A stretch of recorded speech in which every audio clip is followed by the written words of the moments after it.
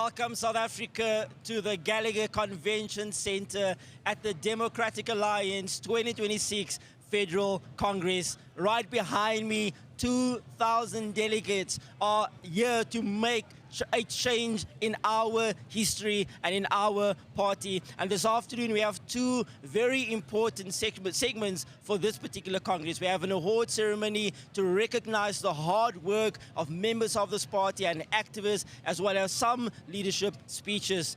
Two moments that will make sure you see the future of this party. I mean, it's very exciting. I mean, we just finished the amendment section. Everybody was excited. We were having lots of fun. But to our viewers at home, please remember to continue joining us in the conversation and in the comment section using hashtag DA Congress 2026, because we're not going anywhere. Our day has just basically started. Absolutely. You know? And with the two guests that are in studio with us, we have our studio buddy, Kabelo Mokhatutsi, all the way from the Eastern Cape Legislature, and we have Dr. Annelie Lotriet, who is one of the deputies for Federal Council, but is also the Speaker, the Deputy Speaker in Parliament. Absolutely. Welcome. And Dr. Annelie, how are you finding this Congress? Sure. Amazing. It's not my first Congress. I've been around quite a few years, but I mean, the emotions, it is amazing what we are seeing here. And I think we were just talking off air that John's speech was just truly touching. And I think just to say thank you to him is not enough. Absolutely. So, great. Well, I mean, let's start with some of the awards this afternoon.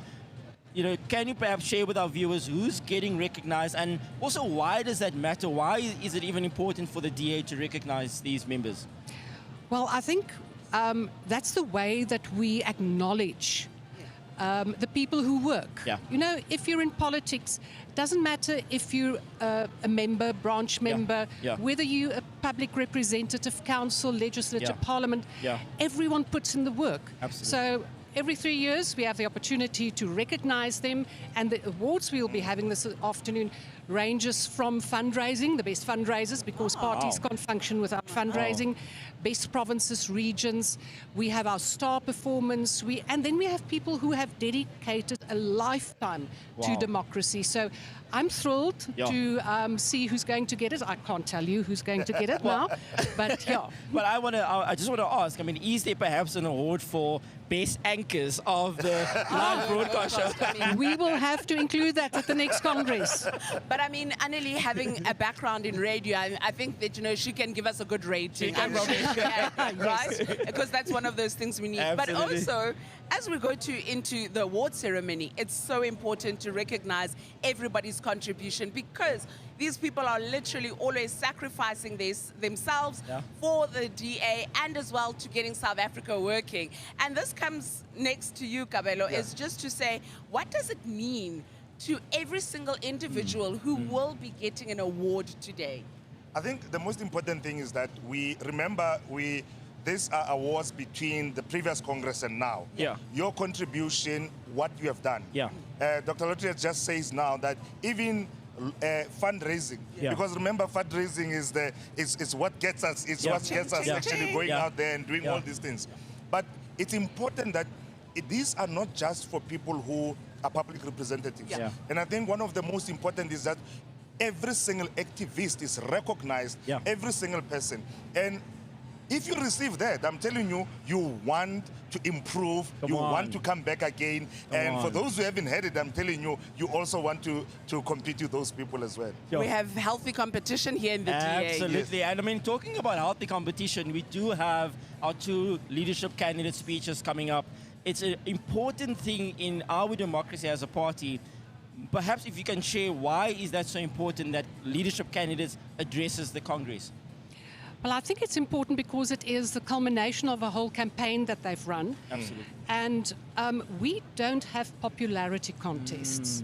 In the DA, we want to hear what a candidate leader is standing for, what his or her vision is, where they want to take the party, and what do they offer, what are their strengths, their weaknesses, and then the members, the delegates here, will make that decision based on the character, the merits of that candidate. Wow. I mean, it is so, really so surreal because there's no, flipping and throwing of chairs. Yeah. There's no buying of votes. No interdicts. Nothing. There's no interdicts.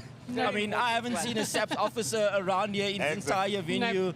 And that is democracy in action. It's a party that is ready to get South Africa working. And I mean, in the spirit of getting South Africa working, while all these delegates filling up back on the plenary floor are going to have to wait till tomorrow to vote. Absolutely. Okay? We are all going to have to wait till tomorrow morning to cast our votes. However, KB, Yes. now that we are here Yeah. and we are back watching with millions of South Africans streaming today and following us, what is it that they should stay tuned in for and be looking forward to for the rest of the day? I think, DK, this Congress, just like 2023 Congress, is not about us. It's not about members of the DA. Yeah. We said in 2023, it is about the future of South Africa. It is about the people who are going to take center part in the union building. Yeah. This Congress, right now, we're about to listen to leadership speeches, and these are plans. The person who emerges from here will be shaping the vision and how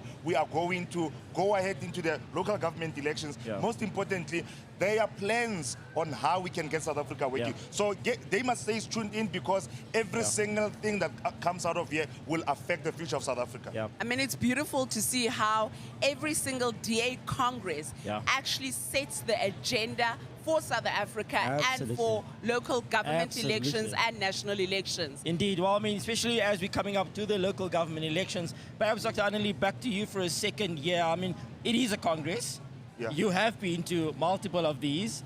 What are you most looking forward to this weekend? Sure. Well, I enjoyed the constitutional amendments because that shows that party is working, and to link to what you said, it was so disciplined. I wish I could have them in Parliament. So, yes, I'm looking forward to the leadership speeches, the awards, and then the results. Come on. Well, there you have it, South Africa. Remember to please stay tuned to the broadcast. Join the conversation online by using the hashtag DA Congress 2026. But now let's go back onto the ground to our man, Mr. Bax Nodada. Bax, over to you, sir.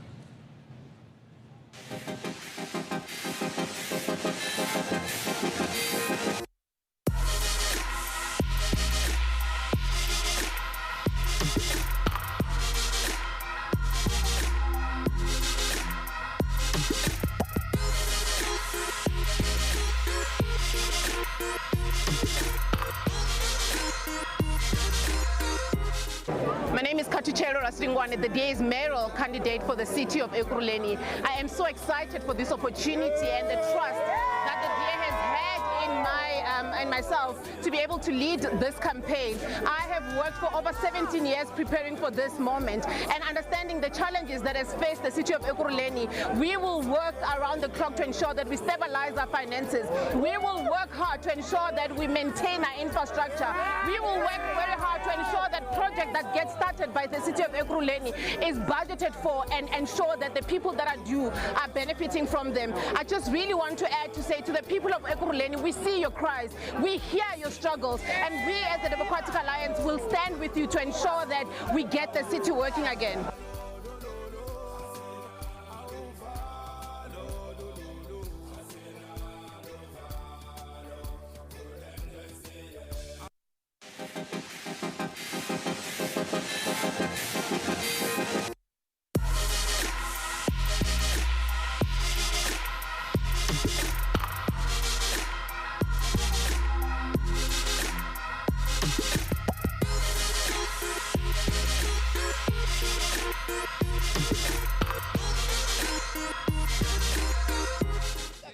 Molweni Mzansi, you're back with me, your man on the ground, Bax Nodada, right here at the DA's Federal Congress at the Gallagher Convention Center in Gauteng. Gauteng is absolutely amazing here. The delegates are excited, everyone is connecting, and more importantly, looking forward to hearing who will be elected for the next 3 years. But before we go to the award ceremony and the candidate speeches, I've got a very special guest with me that you just saw now, but live in person, Katuchero Rataslingwana, who is our mayoral candidate for the city of Ekurhuleni. How are you feeling, Katu? I feel very excited to be at the Congress today where we as the DA get to elect new leadership that will usher an era which will grade or get the city of the DA to be a stronger DA leading into the local government election. That's absolutely amazing, Katu. I mean, Katu, you have put your hand up to be the next mayoral candidate, mayor of Ekurhuleni. Why? I must just state that I feel very honored for the DA to have entrusted me with such a responsibility. It is a massive responsibility, but I really just want to tell you that I took this opportunity and responsibility because I am the daughter of Ekurhuleni. I grew up in communities in the heart of Ekurhuleni, and so seeing that there are so many communities that are still growing in shacks, an environment that I grew up in, it led me into believing that this is the right time where the city of Ekurhuleni needs new leadership that will lead the city of Ekurhuleni to work again. I mean, Katu, what actually drove you? What did you see in the city of Ekurhuleni politically that drove you that, you know what, these are the things that are problems that needs to be fixed? So currently in the city of Ekurhuleni, there's leadership crisis. There's a lot of rot that is taking place. There is maladministration in terms of finances. We are dominating in the media in terms of all the corruption that is taking place in Ekurhuleni. And so I thought that was going to be the important time where there is decisive leadership that will be able to bring strategies and stabilize the finances to ensure that the city can work again. Amazing. I mean, I'm sure, Katu, you've crisscrossed the city. I'm sure you'll continue to do so. But how do we get Ekurhuleni working? What is the plan? I plan to stabilize the finances. I plan to crush out corruption and enforce a culture of accountability where we will make sure that we hire individuals that are merit-based and individuals that understand the institution. And so we will make sure that we crush corruption, we stabilize the finances, we fix and maintain our infrastructure, but also professionalize the institution. I mean, that's an amazing plan, and I'm sure we can definitely change things around in Ekurhuleni if we could implement that. But what would be your parting shot? What were your parting words to the people watching at home, to the people of Ekurhuleni, to the people of South Africa? I really just want to say to my fellow people of Ekurhuleni, especially young people, that I understand how it feels to live in a city that has neglected you. I understand how it feels to have a leadership and government that has literally lost control. But with that anger that they have, I really just want to encourage them to ensure that they go out and vote and register to vote come November in this year. So I want to encourage every young person to tap into the spirit of the youth of 1976 that stood up against the cause, where they make sure that they vote against an apartheid government. So I want to encourage young people to please go to check.da.org.za and ensure that you are registered to vote. And for the people of Ekurhuleni, these are the people that will get the city of Ekurhuleni working again. That is absolutely amazing. You've heard it right here from the next mayor of Ekurhuleni, who's basically encouraging all of you that the only way we can get the city of Ekurhuleni working is by you going to register to vote, so that you can use that vote to change the situation for the better, so that we've got more jobs, we've got basic services, we stop crime, and we fight against corruption in the city of Ekurhuleni, and we turn things around so that things can start getting to work again. But look, I'm very excited to highlight more and more of our mayoral candidates as we go throughout the weekend. So I know that my double D, Donovan and Tigeledi, may have more for us just to unpack on how we're going to go to the award ceremony and the leadership speeches. Over to you guys.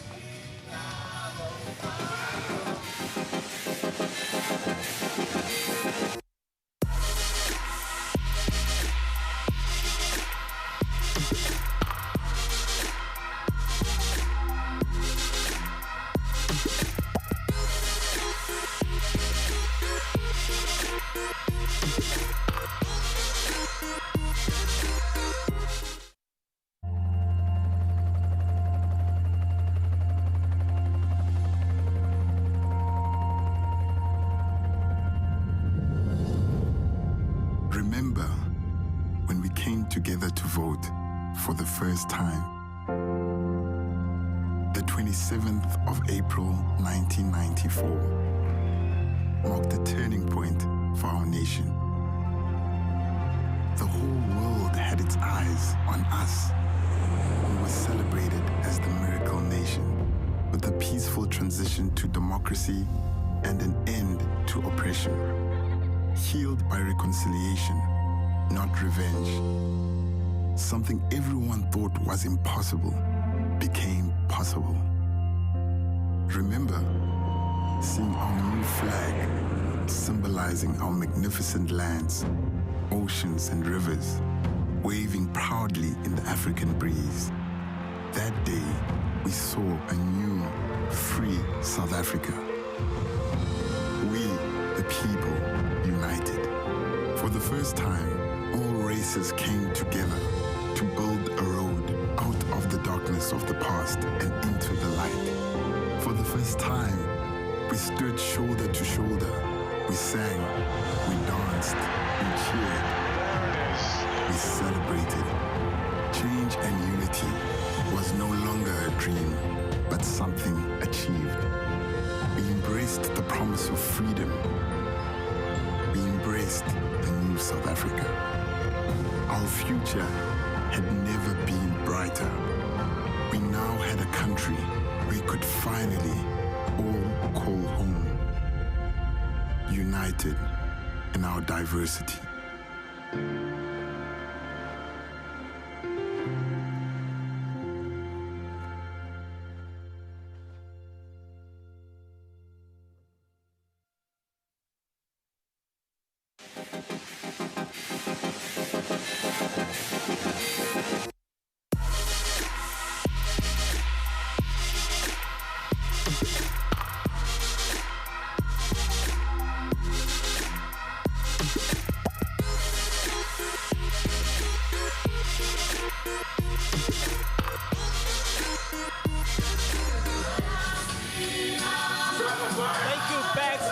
Amazing to see the DA's young leaders ready to make a change in the communities. And let me tell you, the future looks bright. It really does look bright. I mean, the DA is ready. You can just see it from the visuals, from what is happening on the ground here at Congress.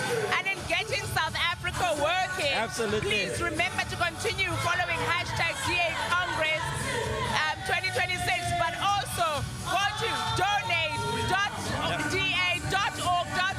so that you are also part of the change that you want to see in making South Africa work.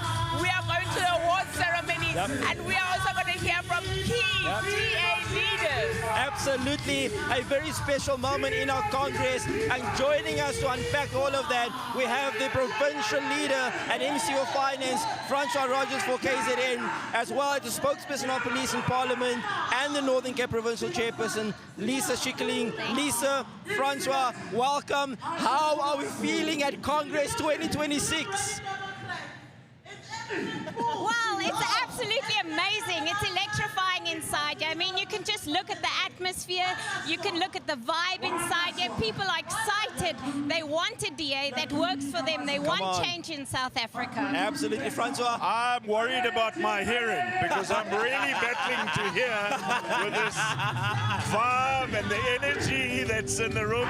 But I bring you warm greetings. Come on. From the kingdom of the Zulu, KwaZulu-Natal. Absolutely, absolutely. I mean, with local government elections just around the corner, Francois, what is it that our residents and every single voter at home should be looking forward to in these upcoming elections? You know, it's very simple. The Democratic Alliance brings hope, but not just hope in the word. It has experience. Come on. We've proven that where we govern better than any other party. Absolutely. And we do that in KwaZulu-Natal. Absolutely. In our very own Mgeni. Absolutely. And that's our strategy, that's our plan. Bring about change. Come on. Give us the services, we're going to do that. Absolutely. Well, Lisa, we know the Mandlanga Commission and the ad hoc committee has shown just how infiltrated SAPS is with corruption. What is that? What does that have? What impact does that have on communities? Well, you know, the most important thing is it shouldn't be a privilege for somebody to drive in their car without being scared that they're going to have a smash and grab. It shouldn't be a privilege for children to play in a street without getting shot or without being stolen and being raped and murdered. It shouldn't be a privilege for a woman to have to walk alone at home and be scared. That is a right. It's not a privilege. And what we've seen through the Madlanga Commission and the ad hoc committee is that the SAPS has been hollowed out. It's been hollowed out by corruption, it's been hollowed out by mismanagement, and it's been hollowed out by cadre deployment. And that is something that the DA is not going to stand for. Absolutely. We need to make sure we capacitate the SAPS. We must professionalize the South African Police Service. We must make sure that officers that are employed are fit for purpose. We must make sure that we give capable provinces like the Western Cape the opportunity to be able to have the resources so that they can expand policing powers in their provinces. Because the Metro Police and LEAP are doing a phenomenal job. But without the input from the rest of the country and without government, we can't do anything. It shouldn't be a privilege. It is a right for people. And South Africa deserves a police service that works for them, that fights for them, and makes sure that they are safe. Well, this is that is so important. And why it's so important that you make sure that you give the Democratic Alliance a full majority wherever you live. Now, Francois, there's over 1,000 public representatives here. You've been one for a very long time. Why is it so important for you to wake up every morning and serve your community? I think you must say that I've been a public representative since the days of the Rinderpest or when Moses was a teenager. So I have experience when it comes to that. But you know what the reality is about our public representatives? It's this. It's this heart, this DA heart that pumps the blue blood. Once you put on one of these T-shirts and you become a public representative, you know what's expected of you and you get the job done. And that's why we get the results. Absolutely. Well, ladies and gentlemen, we are heading back to the stage for the much anticipated leadership addresses as well as the award ceremony. Listen, it's like the Oscars, but just better. Please stay tuned and make sure you like and subscribe.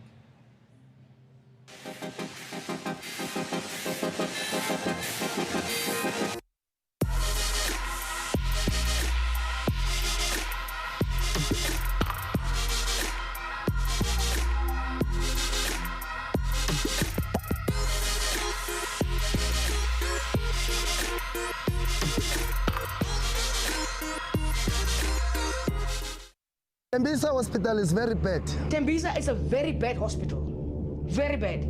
I saw people dying in front of my eyes. They just cover them up and push them away. I think the ANC is involved a lot with the money looting. There's got so much corruption that is actually leading to poor service delivery. Welcome to Tembisa Hospital. This is the hospital that the residents of Tembisa call the hospital of death. There was serious investigations around this particular hospital by the late Babita Dagran, who was a whistleblower who was killed after she exposed a lot of corruption in this particular hospital. The Gauteng Department of Health confirms that a fire has broken out at the accident and emergency unit of the Tembisa Hospital. This is the first fire that took place at this hospital. And remember, we had 2 fires in less than 2 weeks apart. One wonders, why would you have a fire twice? I remember my experience with my mother. She was a patient with Tembisa Hospital. They first diagnosed her wrong and gave her the wrong medication. And then she became sick and became critically. And then they tied her up, her hands and fingers, not understanding why they tied her hands and fingers until she passed on. The food, whoa, it's so bad. I never saw, even my dog will never eat that food. My medication had expired until I got drowsy, and then when I check on the medication, only to find out that the medication has expired. The winged chairs which were bought there. I think it was around about 5,000 rand per chair. And we went to the hospital just to do the oversight. And we asked for the whereabouts of those chairs. The chairs were nowhere to be found. The hospital bought skinny jeans, 2,000 of them. What is the hospital doing with skinny jeans when we need beds and medication and linen for our sick people?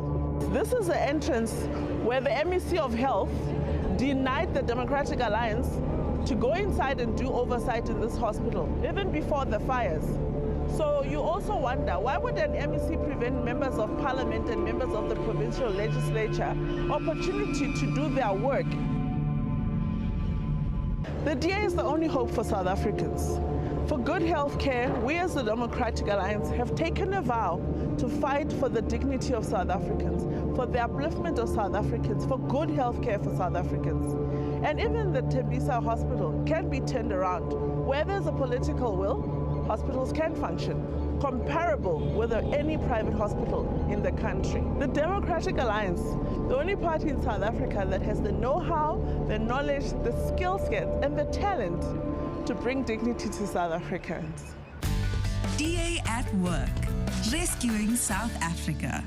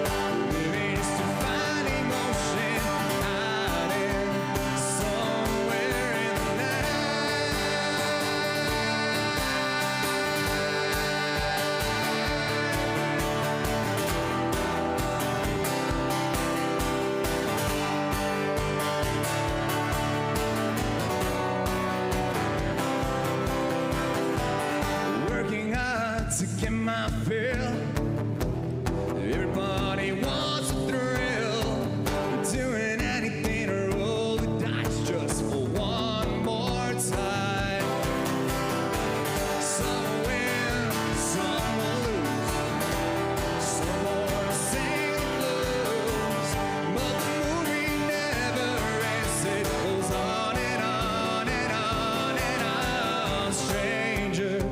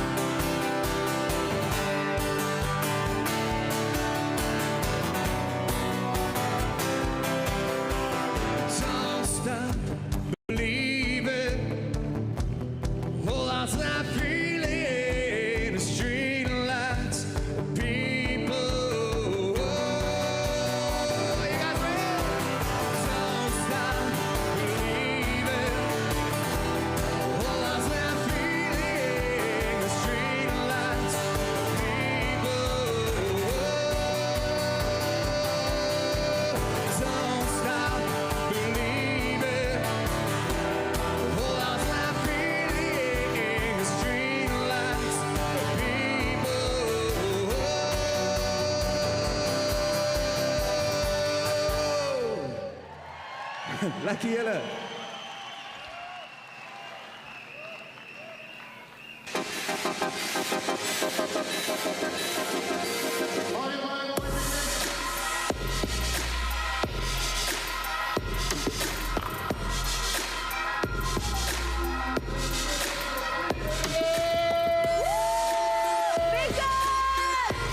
stop believing. Don't stop. Don't stop believing. Whatever you do, don't stop believing, bud. Jeez, I think you guys are copying my outfit, eh? No. We're not Just copying me. you. You You're copying my outfit. All three of you are copying my I got outfit. mine first. No, you copied mine. No, I got mine first. I don't know, maybe we should ask them who looks best in blue. I'll win. The blue team here. All right, Democrats, we begin in the province of extreme conviction, resilient in all communities, the home of struggle heroes and the service to the country, the home of legends. Please rise, ladies and gentlemen, and welcome the flag of Eastern Cape.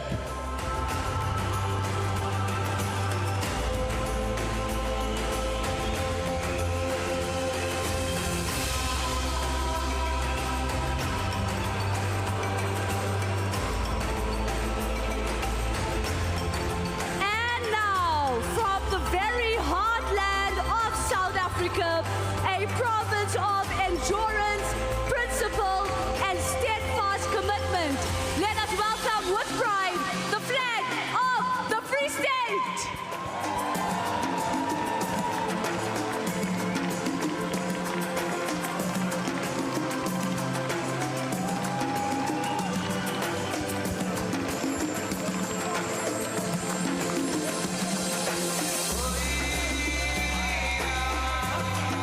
Democrats, from the economic engine room of our nation, where ambition meets action and the battle for good governance is fought every single day. Democrats, join me in welcoming the flag of Gauteng!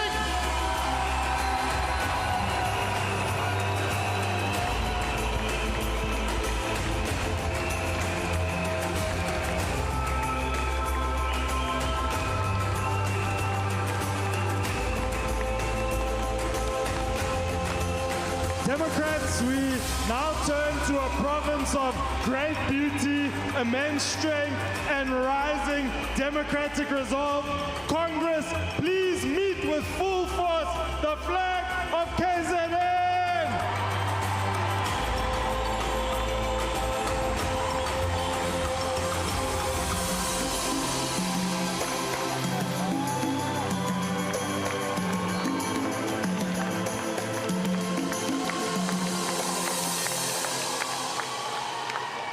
From the north of our country, rich in heritage, culture, biodiversity, and an unshakable spirit, Democrats, let us welcome the proud flag of Limpopo!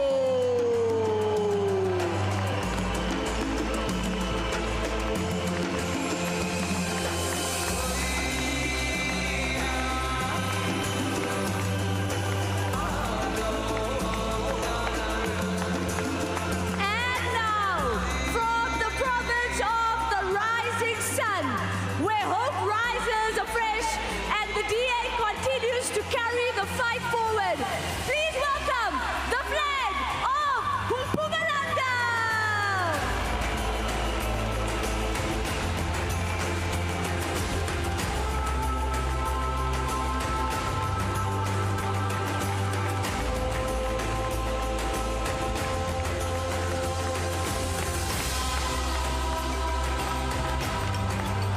Democrats, from the vast, magnificent expanse of our land, a province of grit, character, and quiet strength, Democrats, welcome the flag of the Northern Cape!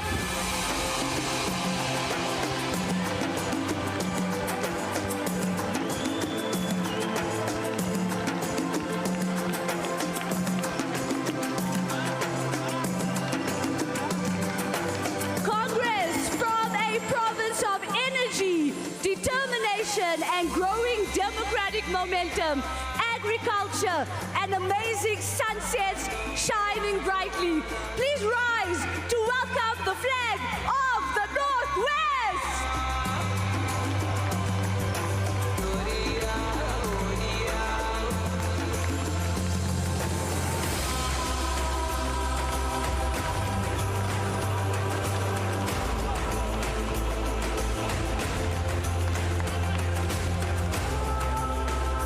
Democrats, last but not least, from the province where the Democratic Alliance governs outright, delivers, and sets the bar for the rest of South Africa with pride and passion. Welcome the flag of the Western Cape!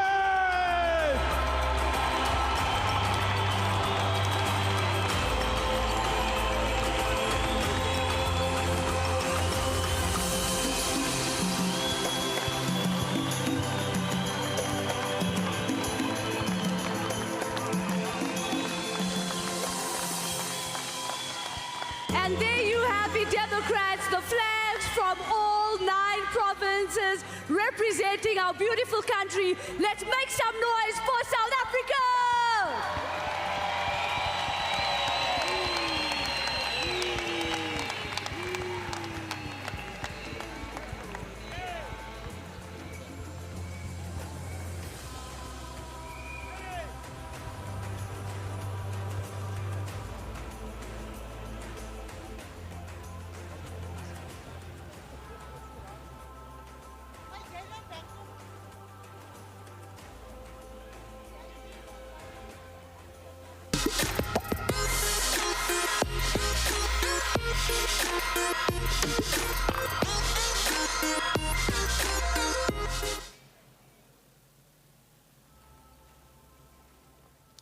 Delegates, it is time for us to pay tribute to a very special Democrat. And to do so, please welcome to the stage our KZN Provincial Chairperson, Dean McPherson.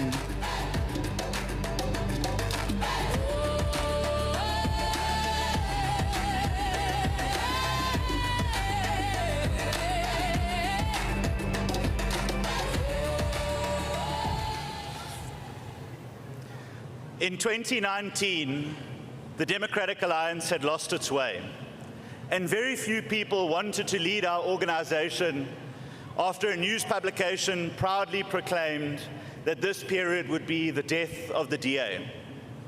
But there was one man, an individual who not only loved his party, but so loved his country that he did what no one else was prepared to do. He raised his hand and he said, "I'll do it." The real judgment on leadership is not whether you are prepared to lead when the times are good and there are no problems. That judgment is passed on if you will lead when the prospects of success are so remote and the chances of failure are so high that you do it anyway.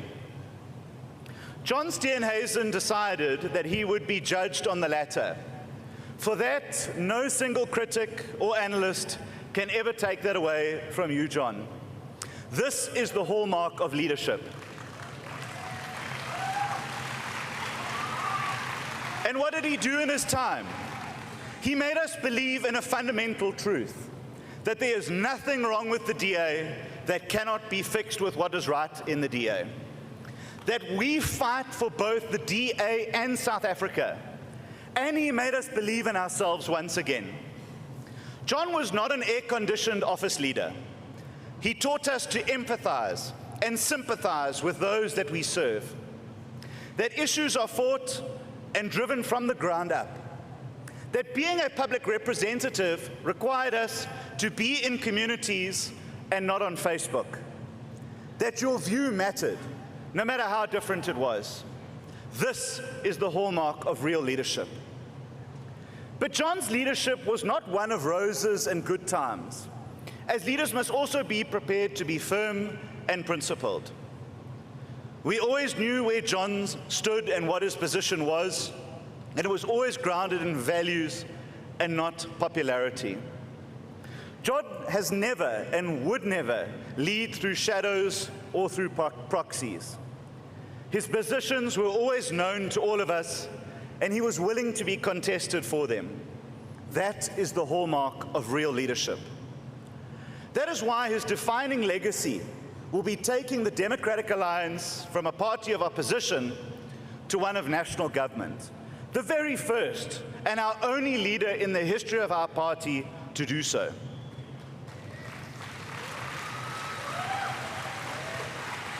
And while many people inside and outside have had their opinions and offered their views on how to do it better, John has relied on something that has never, ever let him down: his political instinct. I recall many conversations when we were facing existential choices in the GNU, and I would simply pose a straightforward question to John. John, what is your gut telling you? And I will say today, without fear of contradiction to you, that every call, every decision, John got right. And just think about this for a moment. Ponder on this for a second. During the VAT debacle, John was crystal clear to the ANC and to the public that under no circumstances would the DA vote to support a VAT increase. Many said that we should just do it and play nice, that we should just get along and go along. In fact, there were some other political parties who you will recall that said that VAT would be good for the poor. Some of you will remember, particularly from KZN. But on that day, on that fateful day, John rallied his caucus and members of the executive that we would go to Parliament and raise our hands in opposition to VAT, knowing full well, knowing very well, that we would most likely be voting ourselves out of the GNU and out of Cabinet, because John's principles and values were never up for negotiation. That is what real leadership looks like. And so John, with each test, has led us with conviction, clarity, and determination. However, John's greatest legacy that he leaves behind is that our party is strong, it is more unified, it is more diverse, and it is more successful than it's ever been before. But he also leaves something far more consequential that very few people have given consideration to. He leaves behind a new generation of leaders. John has done what very few people and politicians do. He has actively and purposefully groomed, mentored, and made spaces for young people in this party. He has given them responsibility. He has supported them. And he has been deliberate and unapologetic about the DA's need to embark on a generational shift.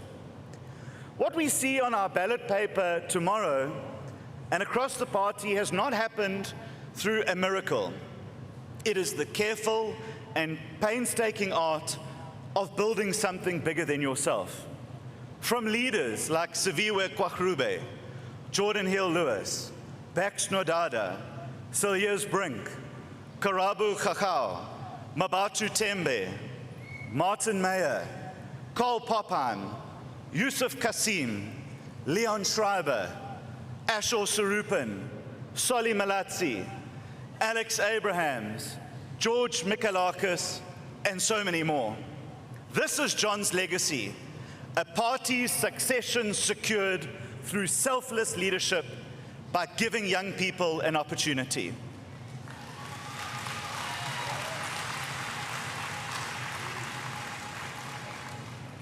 John knows that young people don't lack the ability to lead, but the opportunity to do so. And he was the leader that finally did something about it. This is what real leadership looks like. But there's another side to John, a human side, a loyal side. It is John the friend, John the mentor, John the counselor. US President Harry Truman famously once said that if you want a friend in politics, get a dog. I want to tell you today that Truman was dead wrong. John has been my friend in politics. In 2009, John gave me a chance. I was a young 24-year-old boy in Durban who wanted to make a difference to his community, but didn't know how. Over the last 17 years, John has taught me many things, but there is one thing that stands out more than anything, and that's loyalty. It's often spoken about in politics, but rarely practiced. And that loyalty has transcended the hardest of times, but he has never wavered, not once. So in truth, I would pick John over a dog any day in politics. That's what real friendship looks like. I want to thank you, John. You have given a young boy who had a dream of changing South Africa the opportunity to do so, and I can never thank you enough. As John steps down as the leader of the Democratic Alliance, he does so with a record of service that will most likely be unrivaled for decades. He perfected the art of the possible in politics, and not only dared us to dream, but made those dreams a reality. Well done, good and faithful servant, is found in the book of Matthew 25:23. And it was uttered in response to those that had been entrusted to grow the assets of the head of the house while he was away. To recognize that they had been loyal, faithful, and diligent with what mattered most to them. John, I say to you today that you have grown this house, and you have looked after the assets of this house, the very people in this hall today. We therefore say to you, well done, good and faithful servant. Thank you, dankie, ngiyabonga, inkosi, kiyalabocha. I would now welcome the family. I would also ask you to please now stand and welcome the federal leader onto the stage, as well as his family onto the stage. Let us welcome John Steenhuisen.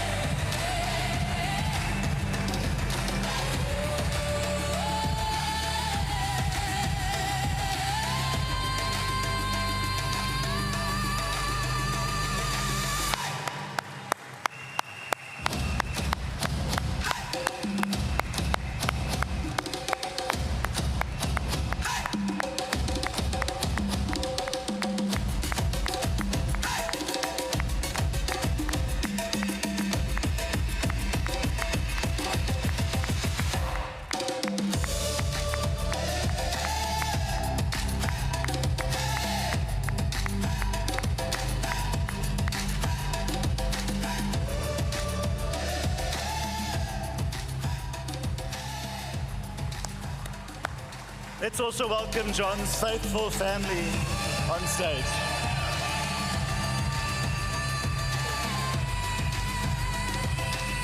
Let us also welcome John's office onto the stage.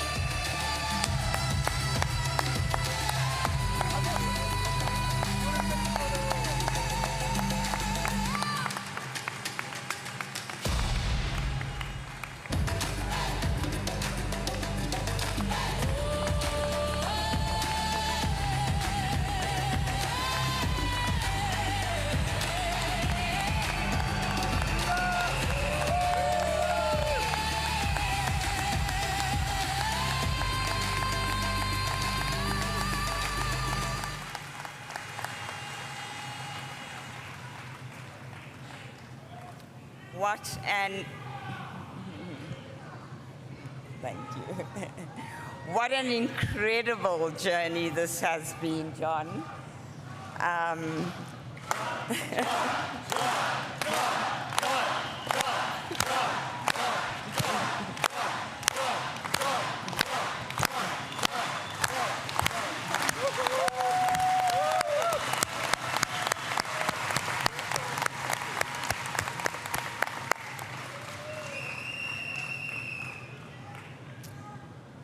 There were often times when it was lonely. It was quite a lonely journey. But this is the end of a chapter, and I so look forward to the next chapters in your life.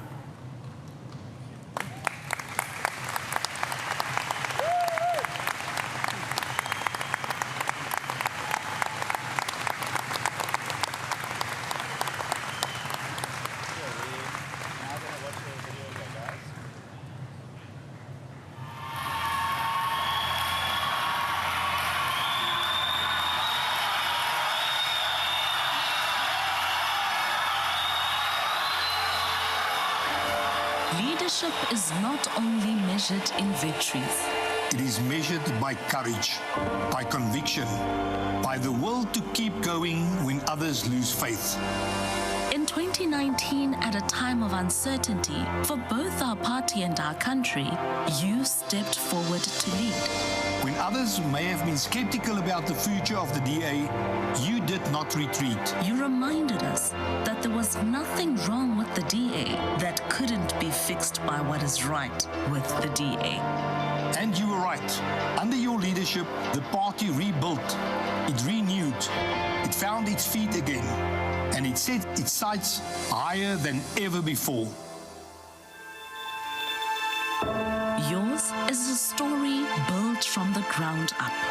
From knocking on doors in communities to serving as a councillor in eThekwini. To leadership in the provincial legislature, the National Assembly, and as Chief Whip in Parliament. And then, when the moment came, you stepped into the breach and led this party. Through the uncertainty of the COVID-19 pandemic, you gave South Africans a steady voice. Through the 2021 local government elections, you helped the DA recover ground and regain momentum. In 2023, you launched the Moonshot Pact with a clear belief that South Africa needed a new path. Then came the historic election of 2024. Under your leadership, the DA helped reshape South African politics. We broke the cycle of one-party dominance. We stopped the Doomsday Coalition. And true to our promise to voters, we entered national government to rescue South Africa. You became Minister of Agriculture.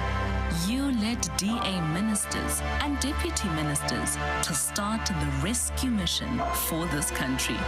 For you, for now, it may be mission accomplished, but your story goes on and your role goes on. Today, we say thank you, John Steenhuisen.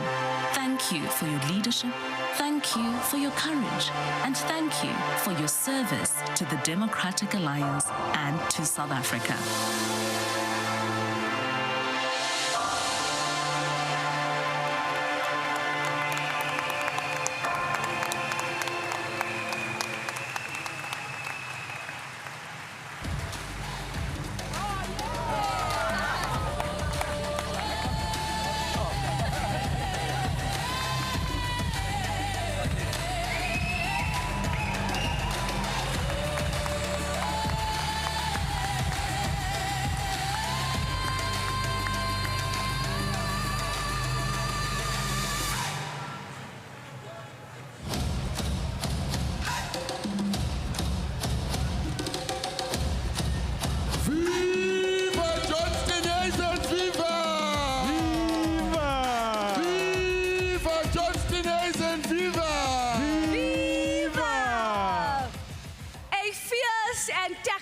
Chief Whip. A visionary caucus leader and DA federal leader. The man who led the DA into national government. And something we don't say often enough, but to Terry and the girls and to John's family, thank you very, very much. John will remain an absolute legend to each and every one of us. Thank you very much, John. Thank you, John. Thank you, John. Now, Democrats, just as we celebrate and honor our federal leader, this organization has been built on the backs of many men and women. So don't go anywhere, because now we are going to honor the Democrats that have been building this organization for years. Viva DA, viva! Viva! Viva DA, viva! Viva!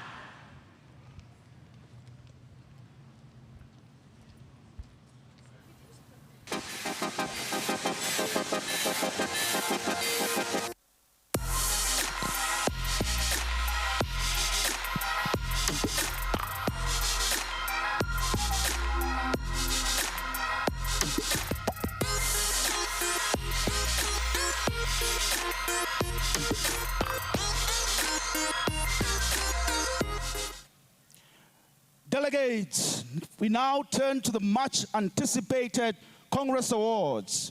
recognizing those who never falter and never fail, those who go above and beyond.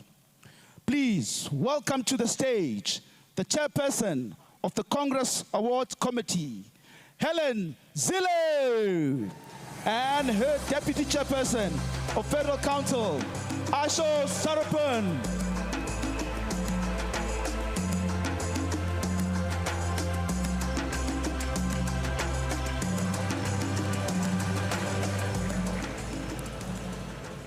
Good afternoon, colleagues, Democrats. In January 2026, we asked all party structures to nominate individuals and formations who have made exceptional contributions to our cause in the Democratic Alliance. These are the people who do the work when nobody is watching. The people who organize our branches, run our campaigns, raise funds, win wars, serve our communities, and build the blue machine that allows our values to translate into real change in people's lives. We had nominations recognizing contributions across 4 areas. Firstly, strengthening democracy and advancing good governance in South Africa. Secondly, building and strengthening the DA as an organization. Thirdly, increasing the party's share of the vote through political and operational excellence. And lastly, supporting our mission through fundraising and resource mobilization. Between today and tomorrow, we will honor everyone who's done exactly that. Because our blue machine is not built by speeches alone. It's built by the thousands of committed people who give their time, their skills, and often make many personal sacrifices to grow our organization. Every by-election victory, every branch formed, every volunteer recruited, every donor convinced, and every community served is part of building the blue machine. Today we recognize the people who are doing that work. And we begin today with a Lifetime Contributor to Democracy in South Africa award. Recipients of this particular award are outstanding South Africans within our ranks who've dedicated their lives to the advancement of liberalism, constitutionalism, the rule of law, and good governance. These individuals are recognized for the enduring impact of their work on our party and our country, marked by sustained excellence, commitment, and loyalty to our values throughout their careers. Please note that, regrettably, the first 4 recipients in this category will be honored posthumously. Now, our first award winner is very, very important and special to me personally, because in democratic politics, we know the spotlight falls on the leaders. But behind every enduring political party stands the strategists, the people whose work shapes outcomes long before the voters cast their ballots. The recipient of this first award was that strategist. Born on the 17th of July, 1960, he devoted his life to justice and equality and the strengthening of our democracy. Over his decades of service to the Democratic Party and later the Democratic Alliance, he helped not only build our campaigns, but the institutional strength of this modern political party that competes electorally so that we can both govern and hold power to account. As executive director of the Democratic Party in the 1990s, he helped pave the way for the pivotal 1999 election, a campaign that transformed the Democratic Party from a marginal presence, a 1.7% party, into the official opposition. He worked with limited resources, but he used his strategic genius, his discipline, his ability to execute, and his rigorous use of data to build a campaign operation that defied expectations, reshaped our landscape, and catapulted the DP from 1.7% to the official opposition. Over the years that followed, he became widely recognized as a quiet architect of our machinery. He planned meticulously, he had a deep understanding of the political environment, and he had a relentless work ethic that built the blue machine, capable of weathering difficult moments and seizing opportunities for growth. He served as a member of parliament from Mpumalanga and then KwaZulu-Natal, and always brought thoughtfulness and professionalism to public service. He believed deeply in the importance of a strong and credible opposition as the cornerstone of democracy, and he spent his life getting the DA into national government. His final campaign resulted in the DA entering national government for the first time. But I know personally the achievement he was most proud of was winning his home municipality of Umgeni. His legacy is not only in our election results, but in the strength of the DA as an institution and the role we play in South Africa. He was not only a strategist, but a mentor, a colleague, and a friend to many of us. His work built this blue machine, and his contribution will continue to endure for as long as we continue to endure. So the first recipient of this award is our stalwart, our late stalwart, Greg Crumbach.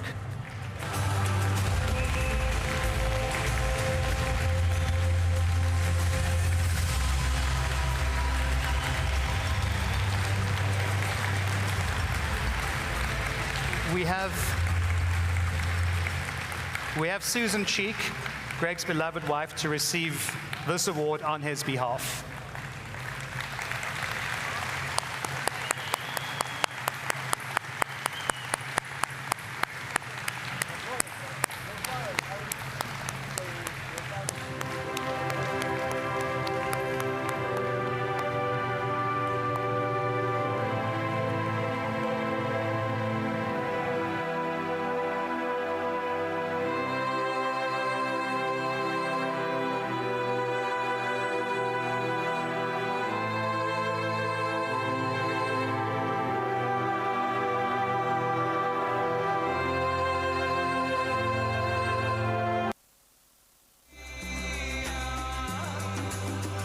Our next recipient was someone who offered dedicated and principled service to the DA, particularly in her role as the provincial director in Mpumalanga, where she strengthened our organizational systems and party structures through her tireless behind-the-work scenes.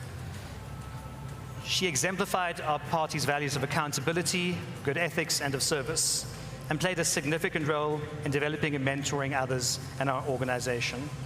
Her untimely passing leaves a profound void, but her lasting legacy will endure. This award honors Sabira Ahmad, affectionately known by all of us as Sabi, and I call upon Jane Sitole, Bosman Krobler, Thelma Ahmad, and Sabi's mother to receive this award.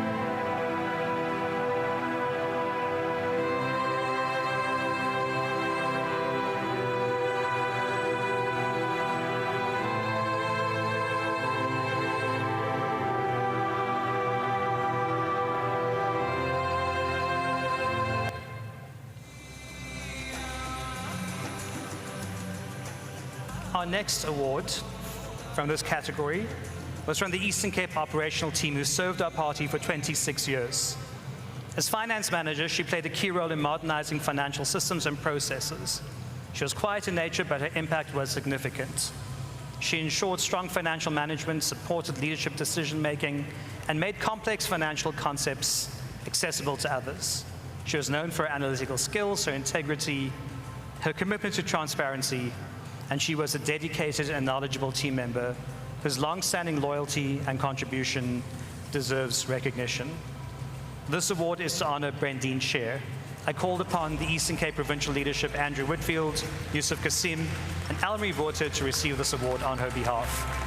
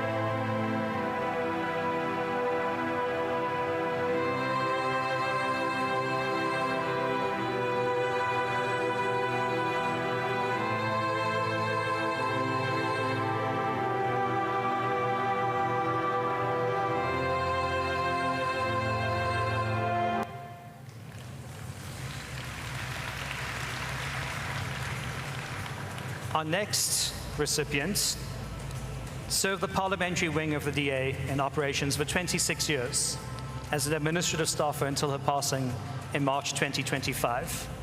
She worked as the personal assistant to several members of parliament, providing dedicated professional support, and she constantly went above expectations.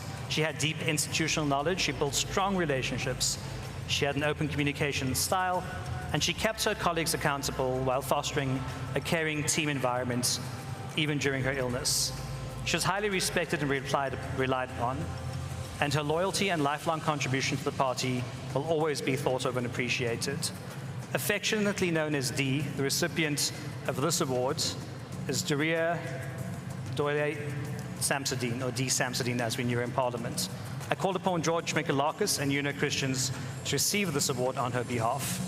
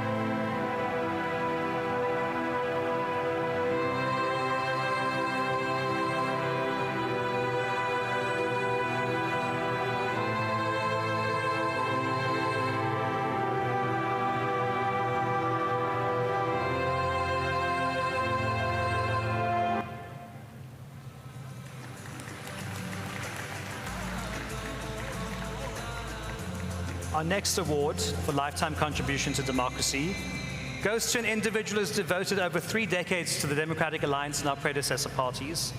She played an anchor role, particularly in her long role over 4 terms as Chief Whip of the Cape Town City Council. She began in this role when we took over in 2006 in a 7-party minority coalition that really had almost no chance of surviving. The fact that the government held was in no small measure due to her stability, integrity, and the fairness in everything that she did. Everyone in the caucus and within our coalition trusted her and accepted her authority and discipline. She was instrumental in introducing the PDMS system and its successors, and did so even-handedly. The Cape Town was one of the few DA caucuses where the system really worked and produced results. She was, and still remains, a very safe pair of hands, and everything that she undertakes is thoroughly and professionally done. Having retired from representative politics, Anthea continues to volunteer for duty, particularly in our candidate selection process, where she continues to play her fair and even-handed role. The recipient of this award is Anthea Seretslev.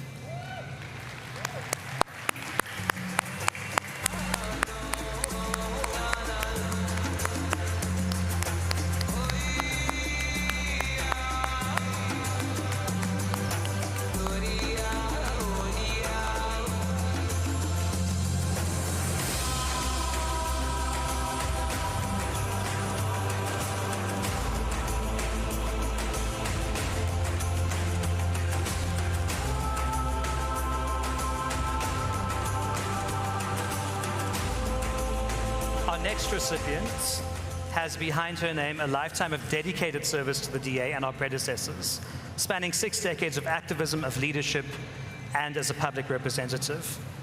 She served with distinction in the City of Cape Town as a councillor, as the deputy mayor, as a mayoral committee member across multiple portfolios, while also contributing to SALGA and key governance structures. Since retiring from public office in 2016, she's continued to play a vital role in our candidate selection systems, in training, and in community organizations, demonstrating an enduring commitment to strengthening our party and advancing our values, both in government and in civil society. The recipient of this lifetime contribution to the Democracy Award is, of course, Belinda Walker.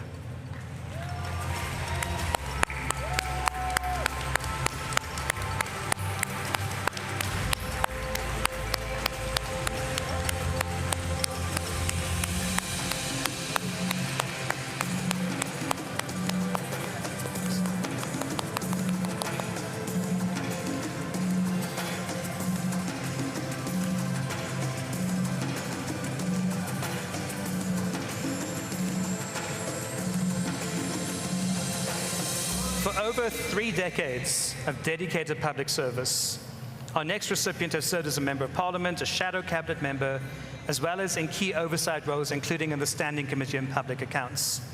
He has contributed significantly to the party's growth and governance, including modernizing financial systems, shaping policy throughout his expertise in labor and industry, and promoting transparency and accountability. Beyond national roles, he has driven community development, economic partnerships, and stability in challenging areas, demonstrating a sustained commitment to democratic values and improving the lives of all South Africans. The recipient of this award is, of course, Alf Lees.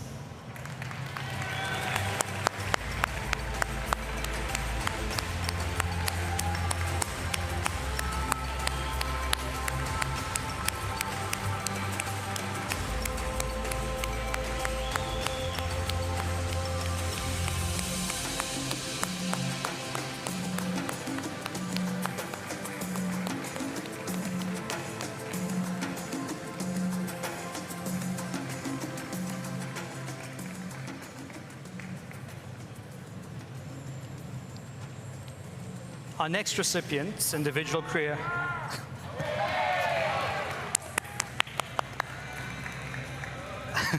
Our next recipient has a career that boasts over 4 decades of principled leadership and impact within our party and in our country, beginning with his activism at the Progressive Federal Party in 1977. He served with distinction as a councillor, a provincial legislature, a long-standing leader of the opposition in the Eastern Cape, while playing a key role in advancing democratic values both during and after the apartheid system. Beyond elected office, he has shaped party strategy, governance, and leadership development through mentorship, institution building, and sustained organizational leadership. His career reflects an enduring commitment to strengthening our democracy and building effective political structures in our party and in our country. We honor, of course, Bobby Stevenson.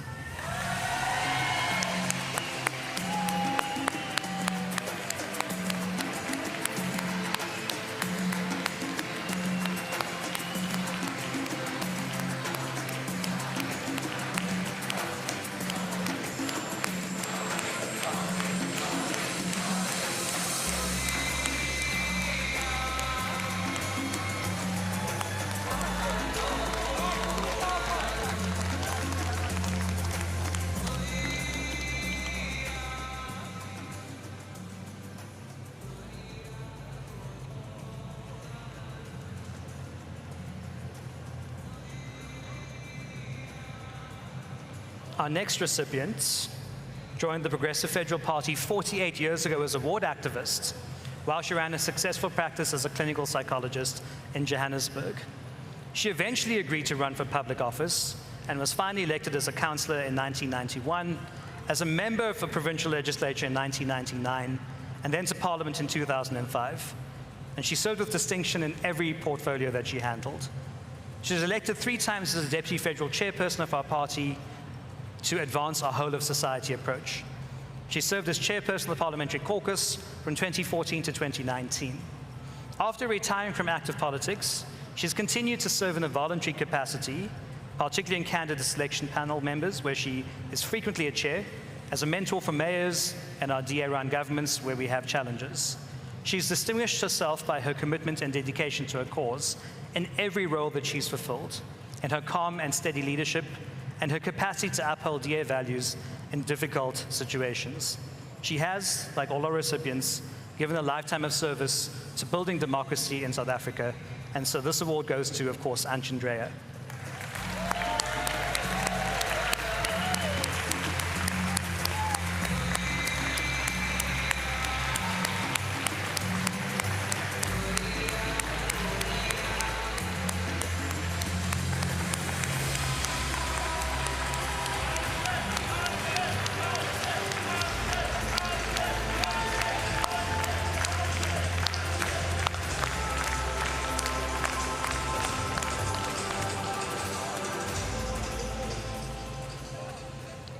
Our next recipient is being recognized for her dedication, unwavering, to the Democratic Alliance since 2001, where she's been a branch chair, a councillor, and a community organizer in a little place known as Tembisa.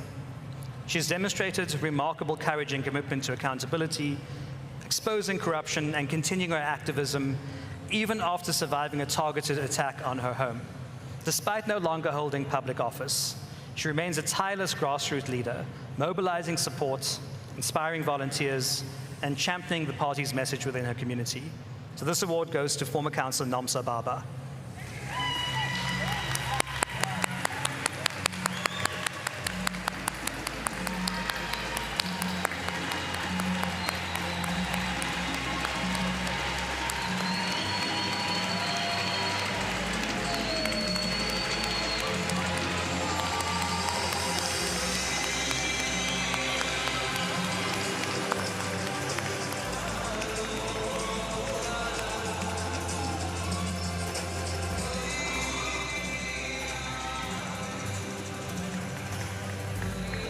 Our final recipient in this category is being recognized for 5 decades of dedicated service to our party, beginning with his involvement in the Progressive Party in 1961 and continuing through sustained leadership roles across regions and structures.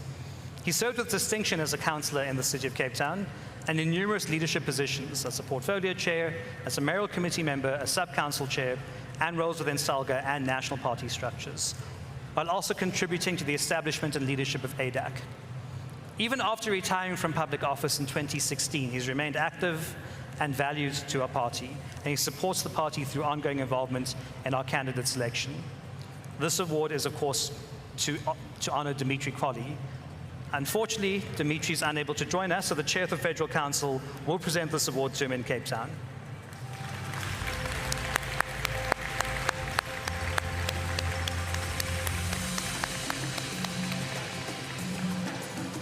Okay, so now we move on to our next category. And the next category is to celebrate star performers. Recipients of this award demonstrate commitment to our party that go far beyond what is normally expected. These recipients go consistently beyond the extra mile to advance our mission, our values, and our operation. It's meant to recognize the members, activists, and staff whose extraordinary dedication often happens with little fanfare or recognition. Party structure submitted to the nominations of these individuals whose hard work, reliability, and passion made a meaningful difference to the strength and growth of the Democratic Alliance. I'd like now to call Helen up to the podium to introduce the first winner in this category and then hand over the awards.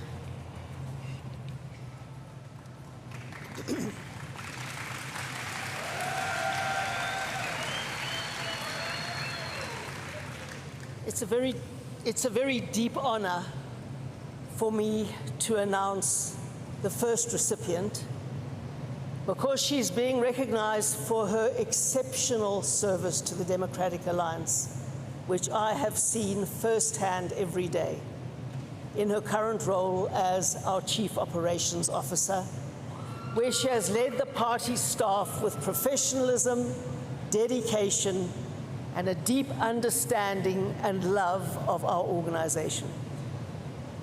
We celebrate her for her ability to nurture talent, to foster a positive and supportive culture, and to ensure the teams are structured so that they can best achieve our party's goals.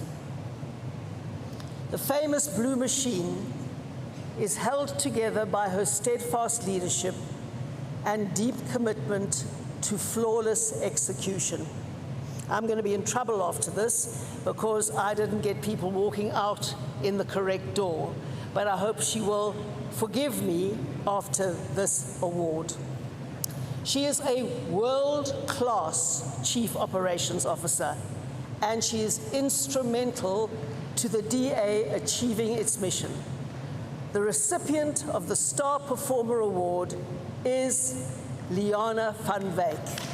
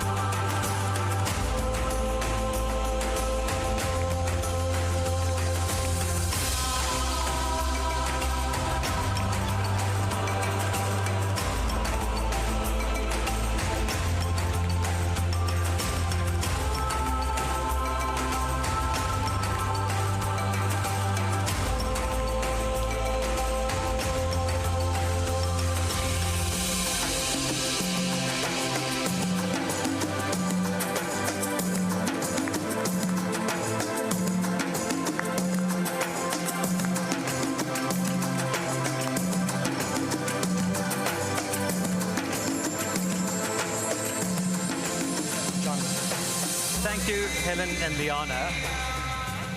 We are now honored to be joined by our federal leader, John Steenhuisen, who will present the remaining awards for today's ceremony.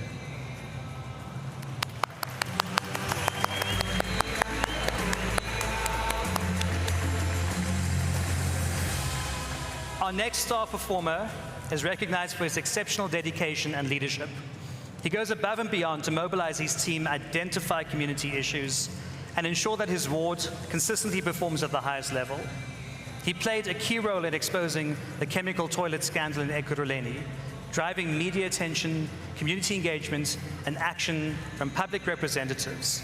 He demonstrated courage, perseverance, and impact in service of his community. His name is Jonas Moshi.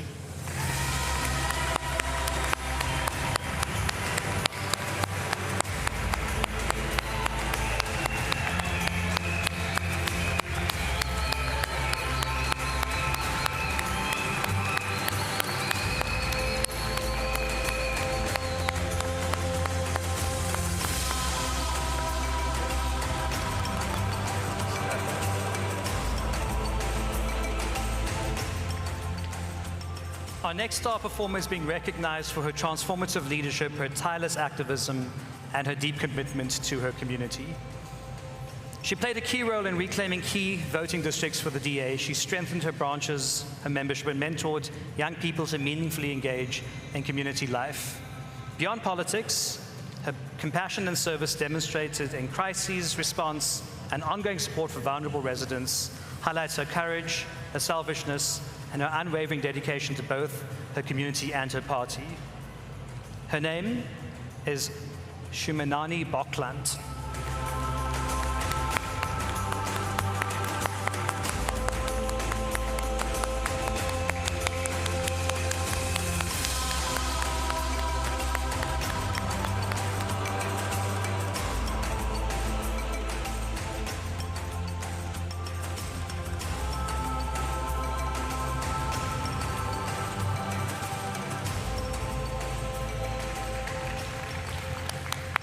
Our next star performer is from the sheer volume of his work, the innovation he applies to it, and the impact he makes.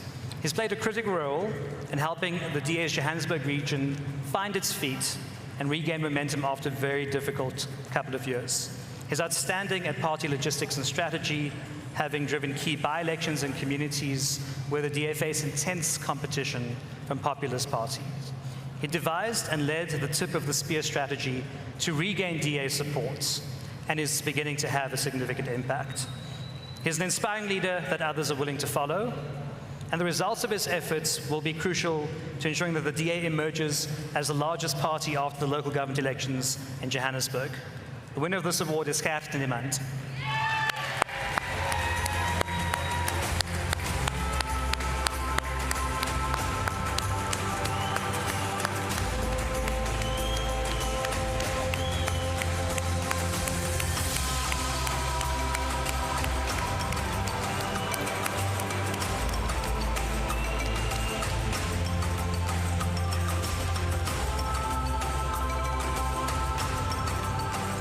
Our next star performer is being recognized posthumously for 16 years of extraordinary service to the DA and the Cape Winelands community.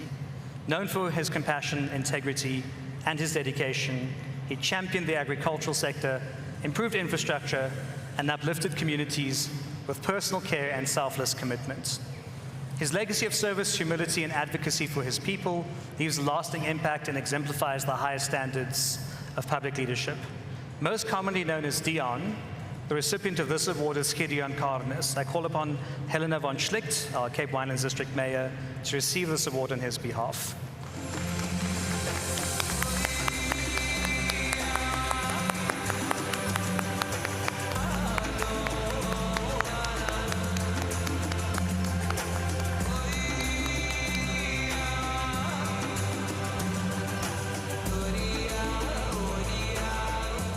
Next up is an exceptional, inspiring leader from Limpopo who goes consistently above and beyond what is expected. Despite his disability, he effectively performs oversight duties with the support of an aide and independently produces media releases using assistive technology. He's highly dedicated, is well prepared at every council meeting, and actively contributes through his oversight mechanisms. He maintains strong engagement across the 5 wards he serves and has established leading branches while staying closely connected to his community. With an exceptional command of both party and national constitutional frameworks, an unwavering work ethic, he stands out as a committed public servant whose determination and resilience makes him truly deserving. Please welcome Sipho Mboko to receive this award. He is being assisted by Lindy Wilson.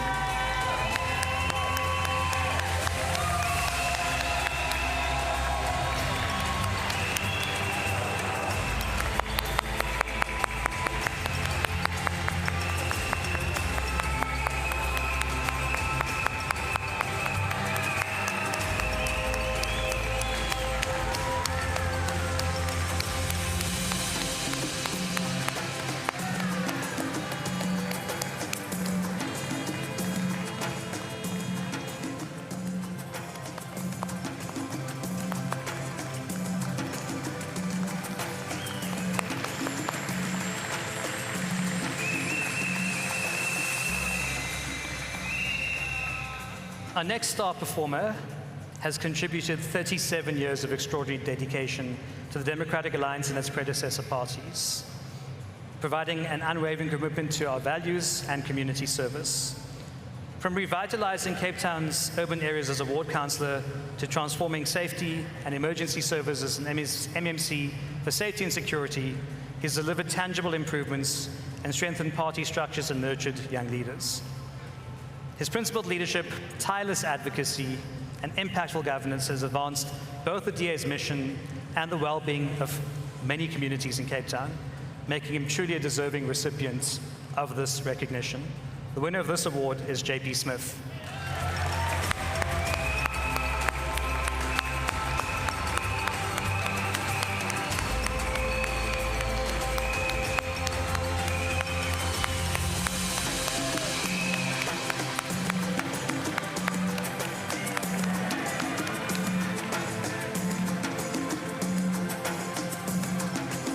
Next up, we're recognizing someone for his long-standing dedication to the party, exemplified through his roles as an activist, campaign manager, and MPL, and a mayor. He's advanced our party's values and our principles while growing our visibility and our support, and achieved measurable electoral gains, even in communities where we have to build up new support. His integrity, his leadership, and his international recognition, including being named by Time magazine as one of the 24 young leaders on the Time 100 Next list, highlight his exceptional contribution and continues to serve and inspire emerging leaders in our party. Of course, this is Chris Papas.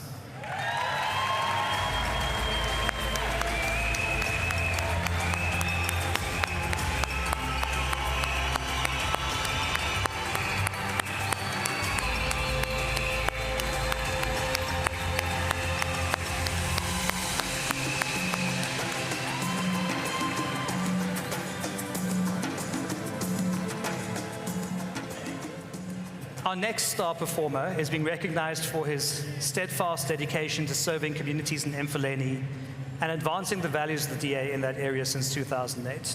He's a councillor and a member of the legislature. And in Mfuleni, he has tirelessly fought corruption, he's fought for essential services, he's empowered political activists running one of the most active constituencies in the country, he's achieved measurable improvements in voter engagements and constituency performance. He's suffered many personal risks, including a violent attack in 2017. But he's consistently prioritized the welfare of his community, human rights, and the growth of capable leadership, producing some of our best results in formerly ANC supporting areas, and he's made a tangible and lasting impact. The winner of this award is King Sol Chabalala.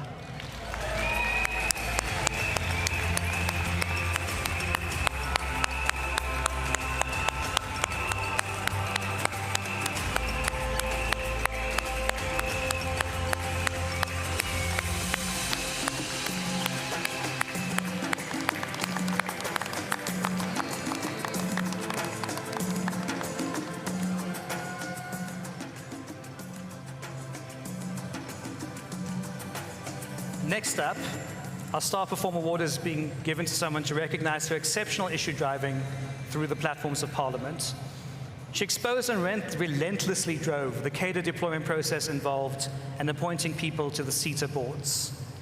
She leveraged media attention and persistently drove this issue and advocated for tangible results, ultimately resulting in the removal of an ANC minister. For this masterclass in issue driving, the award goes to Karabo Kakao.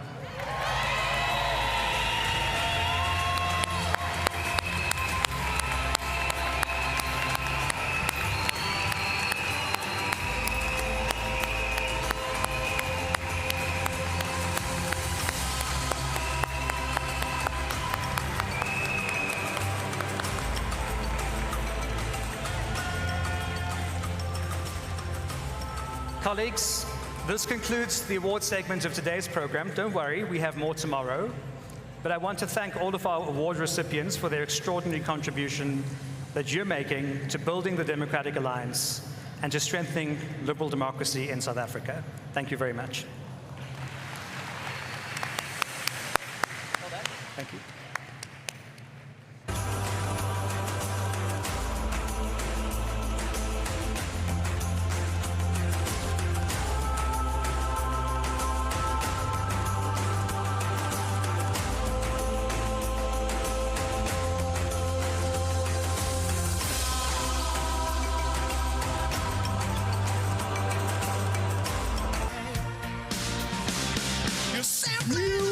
A huge round of applause.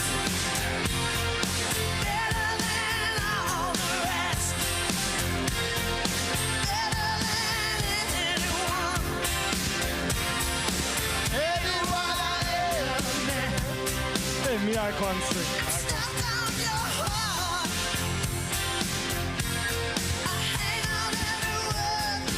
Let's see some energy. That was absolutely. Oh. Can you hear me at the back? I'm going to take it from here then, Angus. I apologize. That was absolutely amazing. Seeing so many men and women dedicated to getting South Africa working. Your work on the ground is invaluable. Absolutely. This session was a reminder that the DA's strength lies in the men and women in this room, in our caucuses, in our branches, and the men and women on the ground. They're the ones that make the DA great. So let's make noise one more time for all of our winners. Absolutely. Thanks, Kwena. I think someone tried to silence me, but you are there to save me. But all those that received awards, congratulations, it's clearly and honestly deserved. But the biggest winner today is each and every one of the 2,500 people that are here today, that continues to work relentlessly on the ground, not only to rescue South Africa, but to make sure we're getting South Africa working again. But are you in the mood to dance? Are you dancing? Are you in the mood to dance? I can't hear the people at the back. Are you in the mood to dance? Are you in the mood to dance on the left? If you're in the mood to dance, let's all stand to our feet and welcome back to stage Siki Joanne! If you have a dream, never give up. This is one of my songs titled Bekezela, Never Ever Give Up. Enjoy. That's not Bekezela, Mr. DJ. That's not Bekezela, Mr. DJ. You know, we gotta Bekezela. Can you say it with me? Bekezela. Nyamezela. Noma kunzima. Uzophumelela. It means hang on there. Okay. All right. We can vulindlela. It's a celebration, isn't it?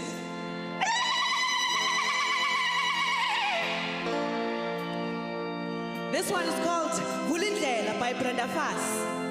Vulindlela wemamgobhozi unyana wami haleluya tshata namhlanje vulindlela wemanyawuza sukuba nomona nyana wami utshatile bengingazi yambona umakade unyana yena ujongile this time mahadebe vuke kuseni uze emtshadweni shatshadisa namhlanje bebesithi unyana wami uliqela bebesithi angeke atshade vulindlela wemamgobhozi I see you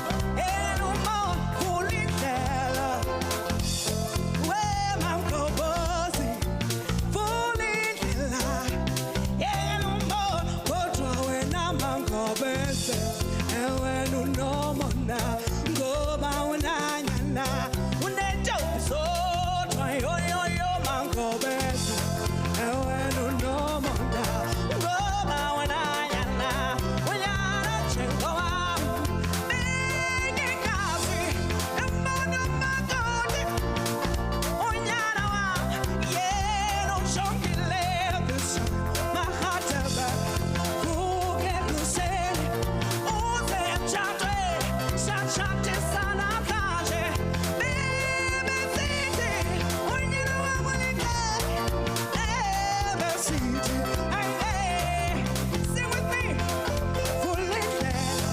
wemamgobhozi vulindlela elubona vulindlela wemamgobhozi vulindlela. Can I hear some relations? Shana Makwelo! Oye, oye, oye! Iyo, iyo, iyo, iyo, iyo!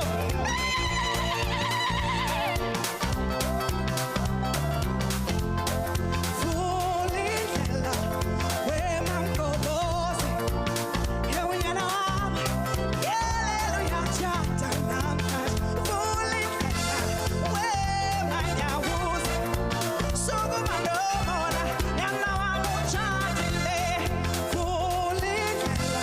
Thank you so much. Ngiyabonga.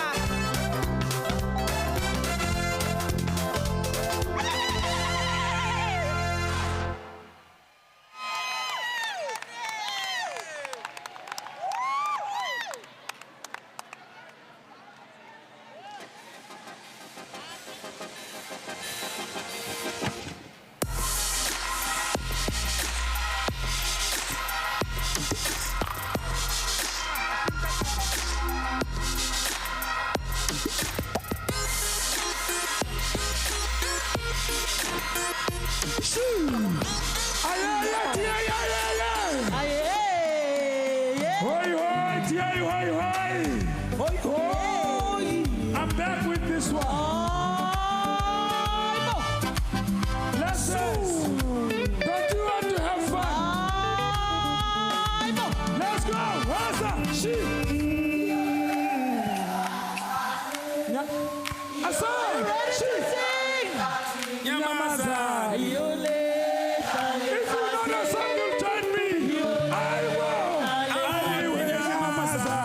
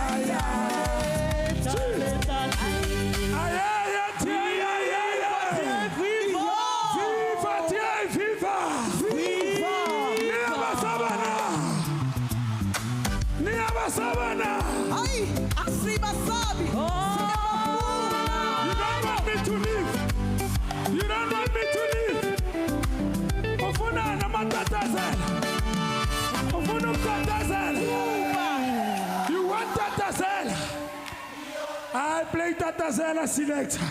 Let's go. They don't want me to leave. Ayaya, Congress,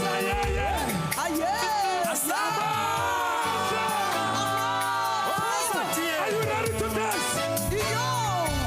Yeah? Asa, Asa.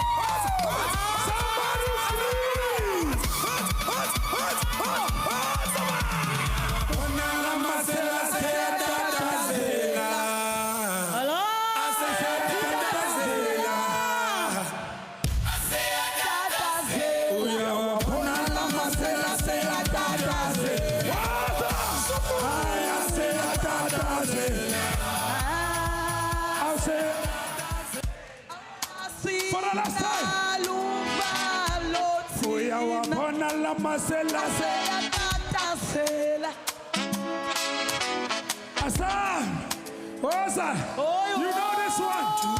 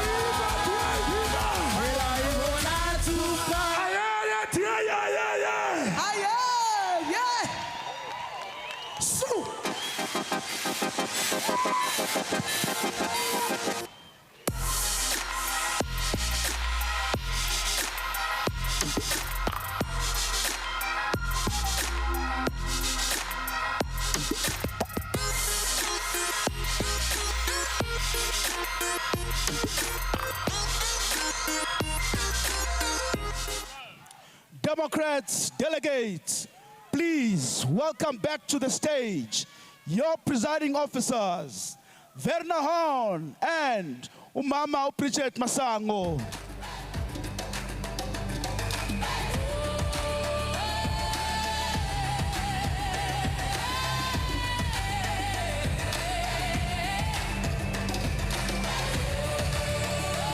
So it's me first, né? Yes. Okay, that was now lekker, né? So we have something equally exciting for you, an explanation of voting procedures for tomorrow. So if we can get the slides up.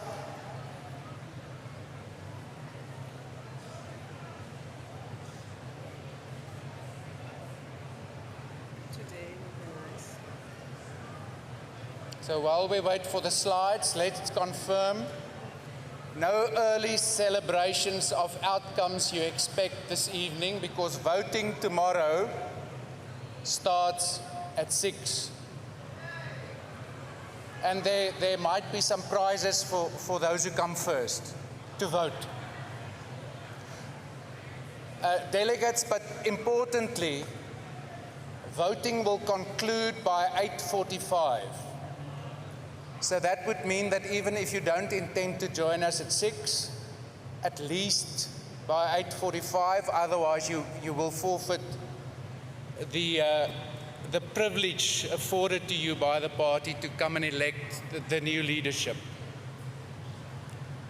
When you arrive tomorrow morning, you first again attend to the registration points where you registered this morning.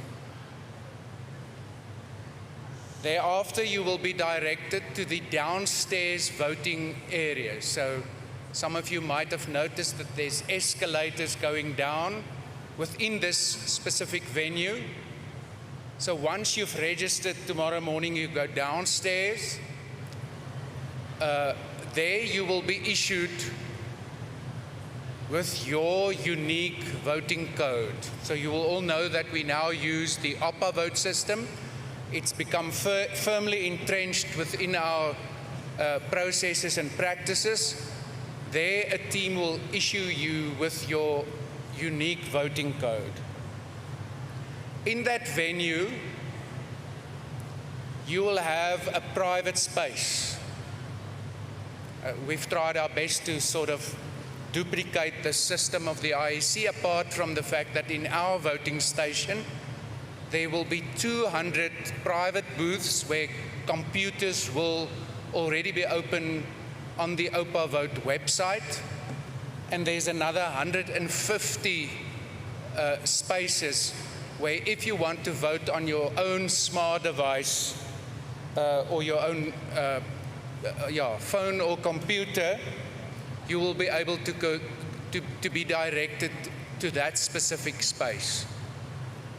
Those spaces are set up to afford you the privacy you need in order to vote. We will come to an explanation just now as to how you access OPA Vote. I think most of you would have used it by now, but there will be a detailed explanation. But a few things to remember. At this Congress, you will not be allowed to collect your code, leave the voting hall, and go and vote somewhere else. So you must vote at either one of the computers set up or at one of the designated spaces where you can vote on your own device. And at the end of the exercise, once you're done voting, we will require of you to deposit your voting code into a box or a bin there for us to ultimately have it in safekeeping.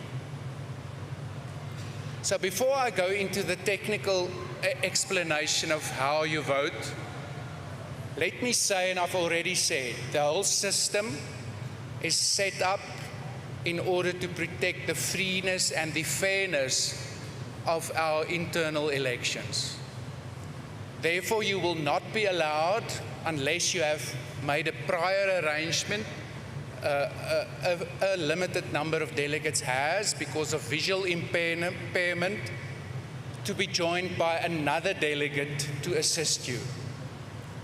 Bridget and I will be there along with some of the seasoned presiding officers of the party to give technical assistance, and there will be a team of staff to enable you to also access the website, although they will not be allowed to show you how to choose the candidates of your choice. That, if you need assistance with that, that help must come from one of the presiding officers or deputy presiding officers. Candidates will also be allowed to observe this process, either alone or joined by candidate agents, in much the same way we allow party agents during national and provincial and local government elections when the IEC conduct the elections. However, there is another important briefing note to also take careful note of. And that is, you would have seen this morning when you arrived here that you were lobbied, canvassed, cajoled by candidates. And that is part of our internal democracy. You might have been lobbied, cajoled, and even asked by fellow delegates to vote in a certain way. You might at some point between now and tomorrow morning even have provincial sessions where ideas is being shared as to who should be voted for. However, we want to make this very clear. When you are in front of that ballot, you have freedom of choice. The system is set up in such a way that nobody's choice can ever be traced back to them. The privacy and the secrecy of your vote is absolutely guaranteed by the system. So therefore, you should not feel obliged to vote in accordance with the advice, guidance, or even if whatever you receive purports to be an instruction from anyone. As a Liberal Party, we value the freedom and the agency of the individual. And you are roughly 2,000 individuals who represent thousands of members out there and millions of voters. And to exercise that responsibility on their behalf, you must apply your mind, and you must ultimately decide who you will vote for. If you feel at any point in time that you are being forced to vote in a certain way, our standards of conduct do allow for you to lay a complaint. So if we receive complaints in relation to that specific matter, we intend to deal fully with it. So you are protected. Okay, so once you're there, you're freed up. That is the slip you will receive from the team downstairs upon arrival after having registered. And you will see there more or less the top third, there is an 8-letter code on every slip. So if it is an O, don't treat it as a 0. Only letters are being used. So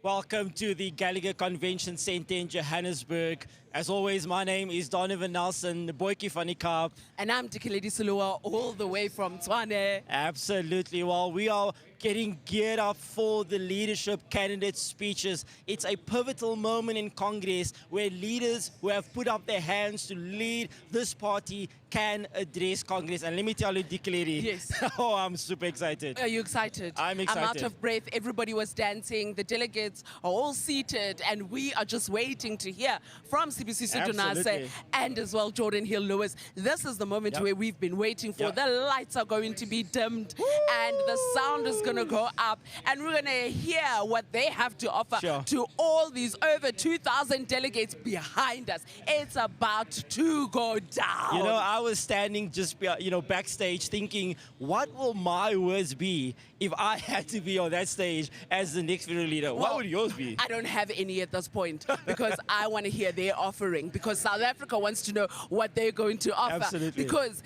everybody needs to know who's watching at home. Continue following us using hashtag DA Congress 2026. But as well, what they are going to be saying is not just for us as the DA and the delegates who are going to vote today, but it's going to be for every single South African who is watching from home what is happening here. Absolutely. Well, this might be the next president of South Africa. So this offering is not just for the delegates here, but it's for every single one of you at home. Why? Because we want to get South Africa working. And I mean, in getting South Africa working, we also need you to go and check your voter registration by going to check.da.org.za and register correctly, because the time is coming in the next local government elections for you to get a DA government in your municipality. Absolutely. You know what's amazing for me about this entire ordeal? Is that in no way possible is this something that happens in any other party in South Africa. We are the only party where you can have a democratic process and elect a leader that can represent you as a political party. We hear of so many things in other parties. I mean, Donovan, let's be honest. In other parties, there's only one candidate. There are no debates. And in most instances, you have one dictatorship who sits there and doesn't send their parties to congresses. It's very foreign to them. You know what? What sends them to Congress? It's a funeral. Yes. Exactly. Well, no, it's not a funeral for the party leader, but it's actually a funeral for those political parties, because if they go, those political parties are completely rendered irrelevant, but not in the DA. We are not short of talent. And talent is something that we just have in abundance. But it's also about the great service delivery and our great track record in municipalities. And we want to have a majority. We are asking every single South African at home to give us that majority, because otherwise you are subjected to instability in your local municipalities. Absolutely. The other amazing thing about both of these candidates, they are both actually younger than 40 years old. I mean, can you imagine a federal leader of a democratic party in South Africa being under 40 years old? It's going to give the ANC a run for their money. But we've seen it everywhere. If you go and you look at our ministers, our MECs, and you go to local municipalities where we've had MMCs, the DA usually appoints young people. Because we grow our own timber. We do grow our own timber, and everybody gets to mature into the political space. And you know what? We get things right. Absolutely. It's one of the trademarks of our party. We've got a visitor. We've got a visitor. The man from the ground is here. No way. Come stand between the double T. Come stand between the double T. Come stand between us. Mr. Bax Nodada has joined us on stage.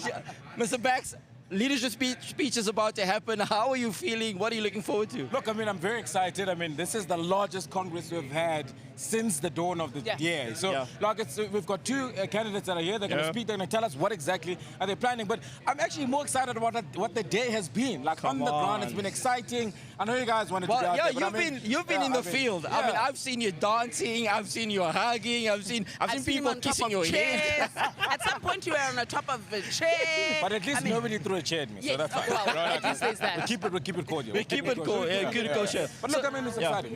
Yeah, I think, for me, as I was saying to DK now, it's so important that this message lands. Hold on.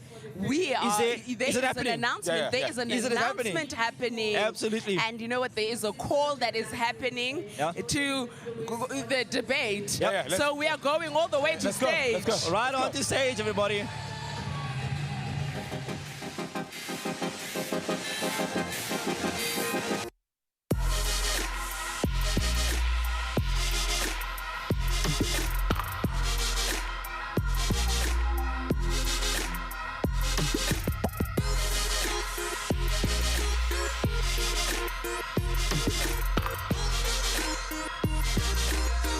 Speaking was determined yesterday through the spinning of the wheel.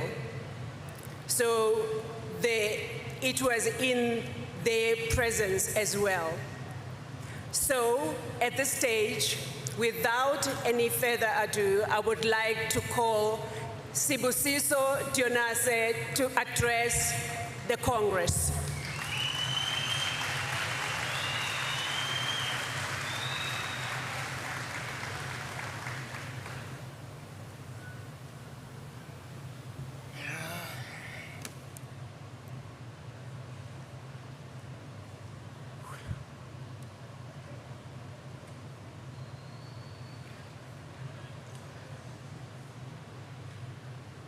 Brian Anyamani once said, and I quote, "Our names may not echo in the corridors of fame as yet.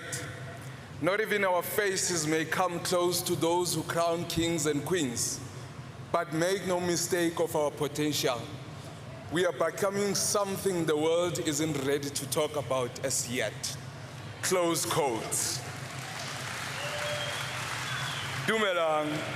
Molweni, Avsheni, hello, Sanibonani, Goeiedag, Ndimacheroni, Lochani, Nda. Fellow Democrats, it is an honor and privilege to be standing here before you today in this Federal Congress. This is an opportunity I do not take slightly. Democrats, this Federal Congress is not a popularity contest, but an important moment for our organization to elect a leader that we believe can lead this organization moving forward. I stand here to ask for your vote as the federal leader of the Democratic Alliance that we all love and are custodians of. As your leader, my commitment to ensure that South Africans unite behind the Democratic Alliance are strengthening internal democracy by empowering branches and ancillary structures through inclusive representation to influence internal policy, capacity building, through investing in continuous training and development for activists and self-members to improve efficiency and professionalism, value-driven leadership, by aligning our actions and the decisions with our core values, collaboration, in creating strategic relationship with professionals, civic society to advance our coexistence and support, governance continuity, by stabilizing our co-governance in the GNU and influencing policies to ensure that South Africans are equally prioritized. Lastly, Democrats, uniting South Africans behind the Democratic Alliance by winning the outright majority in all municipalities across South Africa. Democrats, this Congress must be a reflection of what this organization is, what it stands for, Let this Congress be a reflection for us to fix ourselves internally.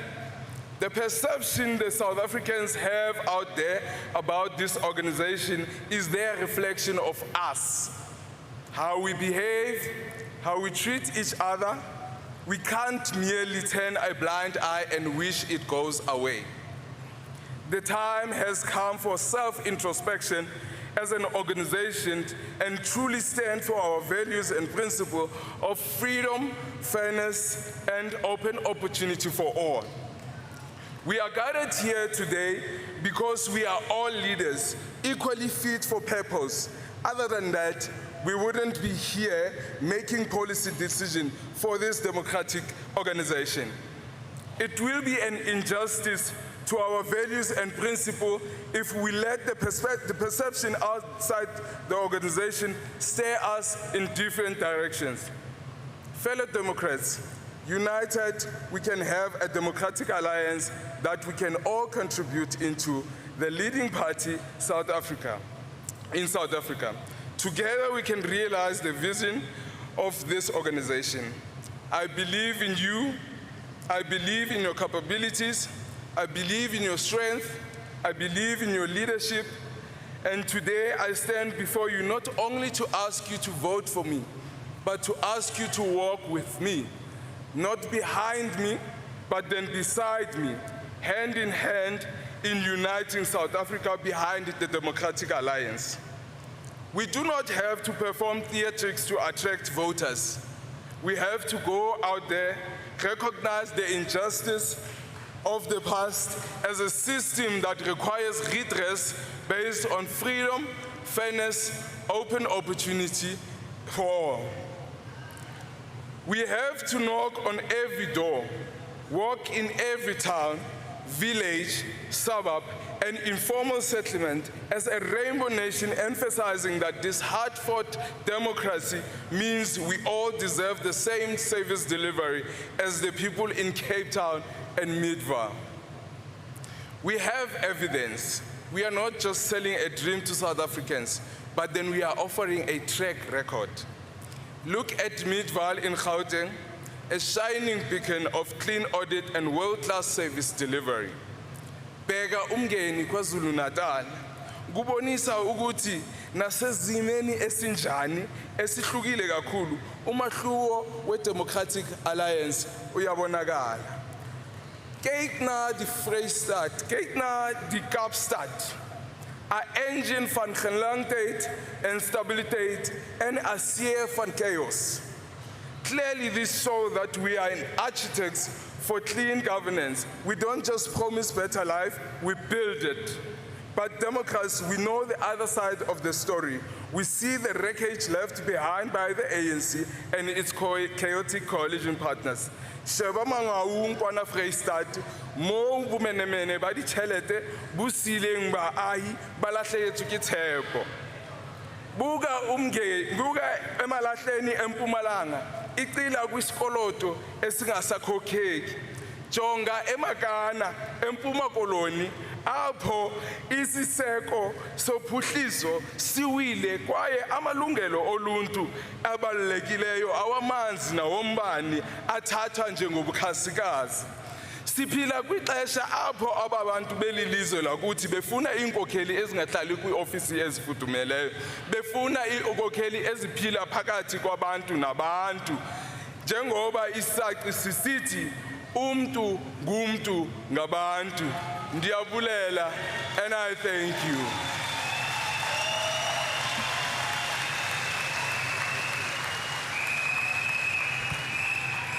Thank you, Sbusiso, for addressing the Congress. Now, Democrats, I would like to call to the stage Jordan Hill-Lewis.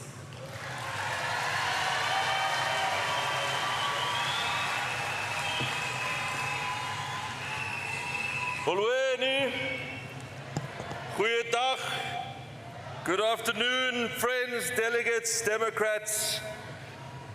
You know, one of the things that I love most about our party is that we never fear democracy inside our own ranks.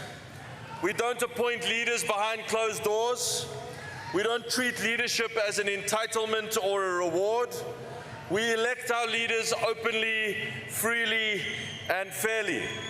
And that matters a lot. It matters because the culture of leadership inside a party shapes the kind of leadership we offer to the country. Ours is a country where millions of people still wake up each day asking for things that should not be a luxury. Safety in their streets, a chance to get a job, the dignity of functioning basic services, and some sense that tomorrow can be better than today. And in that kind of country, leadership matters, because leadership sets the tone.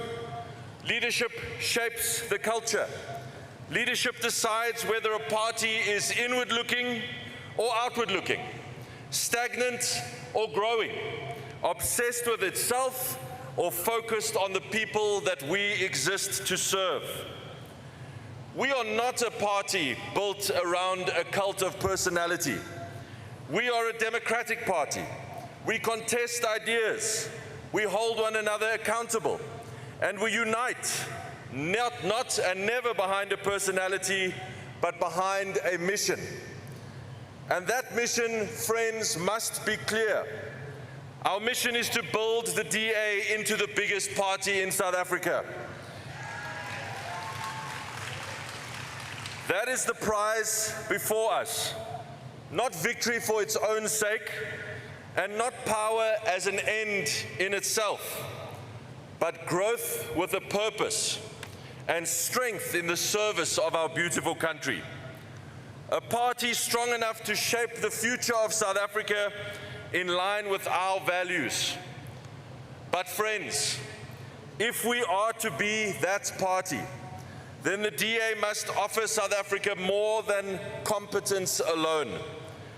Of course, competence matters a great deal, and it is our greatest strength.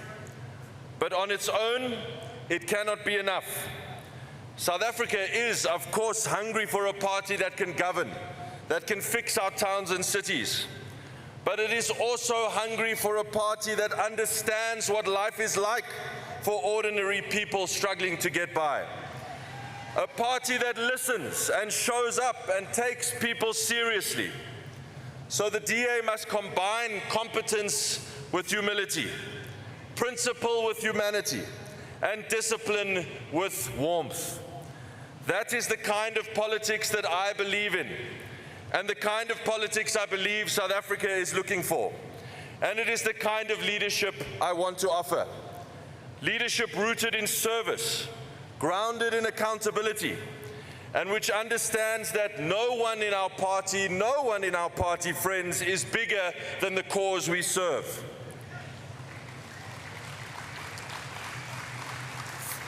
Friends, we must also be honest with ourselves. We have so much to be proud of. We already govern better than anyone else in South Africa. But our task now is bigger than defending our record. Our record speaks for itself. Our task now is to become a political home for the millions of South Africans who like us and feel warm towards us, but don't quite yet feel they can lend us their votes. And we will not do that by simply repeating that we're better than the rest. Of course we're better than the rest. But that is not the ceiling of our ambition. We are more than that. We must be the most hopeful option, the most credible option, the most serious option, and the most human option. We must become a party that more South Africans can see and hear, but also feel. And that means building a political culture inside our party that reflects the country we want to build outside. A culture where we seek the best for one another, where we celebrate each other's successes, where we uphold the highest standards, where we exercise focus and discipline, and where we demonstrate service to all. If you elect me as your leader, that is the standard and that is the culture I will seek to build.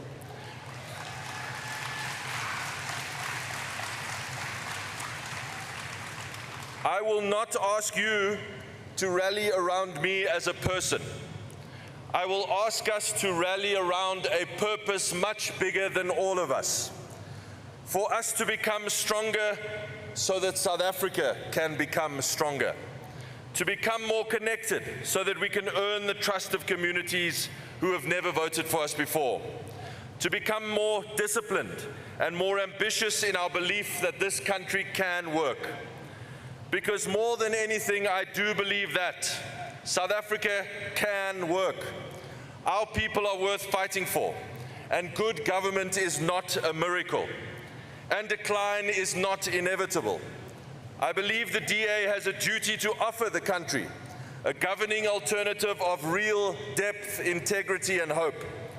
So I ask for your support, not for my sake, but for the sake of the bigger mission we share together. A stronger democratic alliance for a stronger South Africa.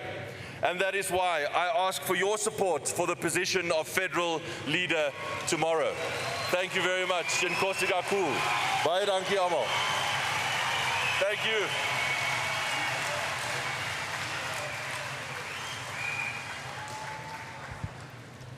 Thank you so much, Sibusiso Dionase and Jordan Hill-Lewis. Can we please give them another?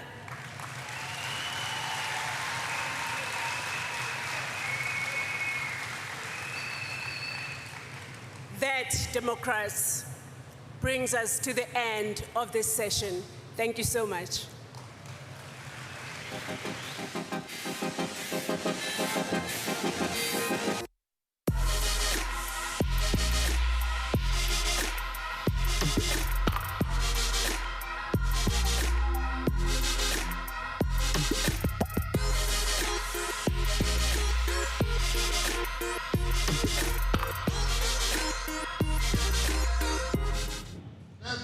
Oh my goodness, was that not so inspiring? I mean, I was so inspired, I almost grabbed this shovel to go fix a pothole, but I think Mama Gogo Helen has that covered, I guess. I mean, she surely does have it covered, and snorkeling as well, which she needs to teach all of us, yeah. But we are back with Emma and KB in studio, and I mean, we're going to go through the candidate speeches and the award ceremony and just how the DA is so inspirational and how we are so committed to getting South Africa working. Oh, man. And I just need to ask you guys, Emma, KB, what did you make of those stunning speeches that we got to hear today? It was truly exceptional. For me, it was a showcase of the incredible talent within this party. And whilst I don't have a favorite candidate because my favorite candidate is the people of South Africa, I think that all of the options before the delegates this weekend would be good options because they are showcases of the incredible investment that this party has made into our young leaders through the DA Young Leaders Program and various other leadership initiatives. And I think that they both showcase their unique offerings and that whoever wins tomorrow will put South Africa first and drive us into the future. I mean, it's interesting to see just how, you know, Emma has also touched on how every candidate is exceptional that was on stage today. Absolutely. Yeah, I think the one thing that is for sure is that both candidates, and Emma is right, that we are growing our own timber for our future. But one thing is for sure, out of those speeches, there are visions. That vision is anchoring us on how are we going to make South Africa working. But one thing is for sure, whoever takes over tomorrow, the DA is in good hands. Absolutely. I mean, it's been really an inspiring time listening to the speeches. And Emma, I want to maybe put you on the spot for a second. Who was your favorite candidate? Well, as I say, you know, the beauty of this weekend is that it is a showcase of the incredible options. All of our options are good options. And ultimately, we are here today to vote into leadership the people who will lead not only the Democratic Alliance forward, but the people of South Africa forward. We are already a party of national government. We're going to continue to grow. And in 2029 emerge as the largest party in South Africa. And whoever we elect today is going to have the task of leading us into that that growth position. I mean, there you have it from Emma about who her favorite candidate was. In South keeping us Africa. in the dark. Putting me on the spot. She's saying it's South Africa and all our voters at home and viewers who are watching. Absolutely. I want to come back to you quickly for a second. I mean, what are the awards that stood out for you actually? Look, I think let's also say that Lifetime Awards and Staff Performance Awards, this is incredible because we are recognizing people who have contributed to the Democratic Alliance. The two awards for me that stood out for me was the one for Greg Cambrock. Come on. Because Greg was integral. He was an anchor of our 2021 election. Absolutely. But he has contributed much more. He was with us in 2016 when we were the majority party in Nelson Mandela Bay. And he contributed to every single municipality. And for me, it stood out because this is what he put us his life for. The second one, a bit more personal, Bredin Shea. Bredin Shea was a staff member in the Eastern Cape.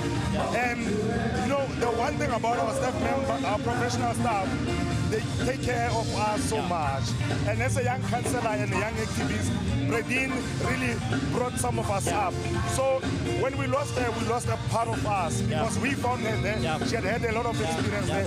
So for me, those two awards are very personal, and I think for many people as well, who these two people have touched as well. I mean, you heard it here. Emma has picked the people of South Africa, the DA has picked the people of South Africa in getting South Africa to work. And Emma, what does it feel like to be at Congress today? Like, overall, I mean, for me, it feels like the Bokke have just run onto the field and we're about to win another World Cup. Absolutely, you can hear in the background that the energy is electric. We've got people from across this beautiful country dancing and singing and dressed up in beautiful colors. And really what we're here to do today is to fix South Africa. We've had 32 years of ANC mismanagement. We've got a criminal syndicate that's currently governing the majority of ministries in this country. And here today we're giving a mandate to our new leaders to fix South Africa.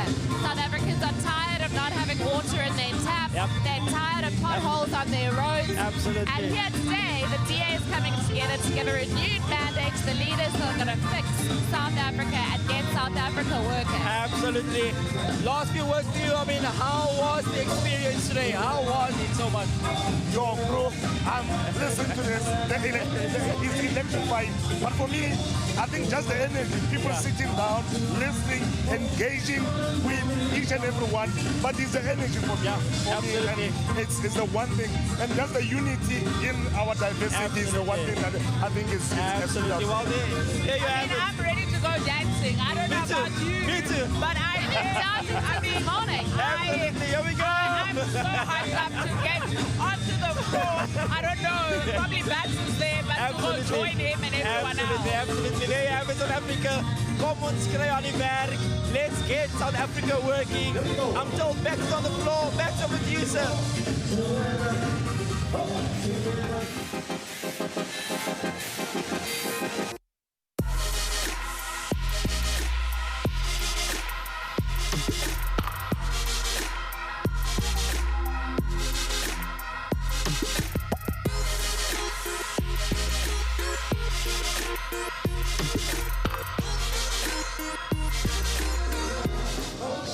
There we have it, South Africa. We're back on the floor of the Democratic Alliance Federal Congress right here at the Gallagher Convention Center in Gauteng. As you can see, the chaos is right here.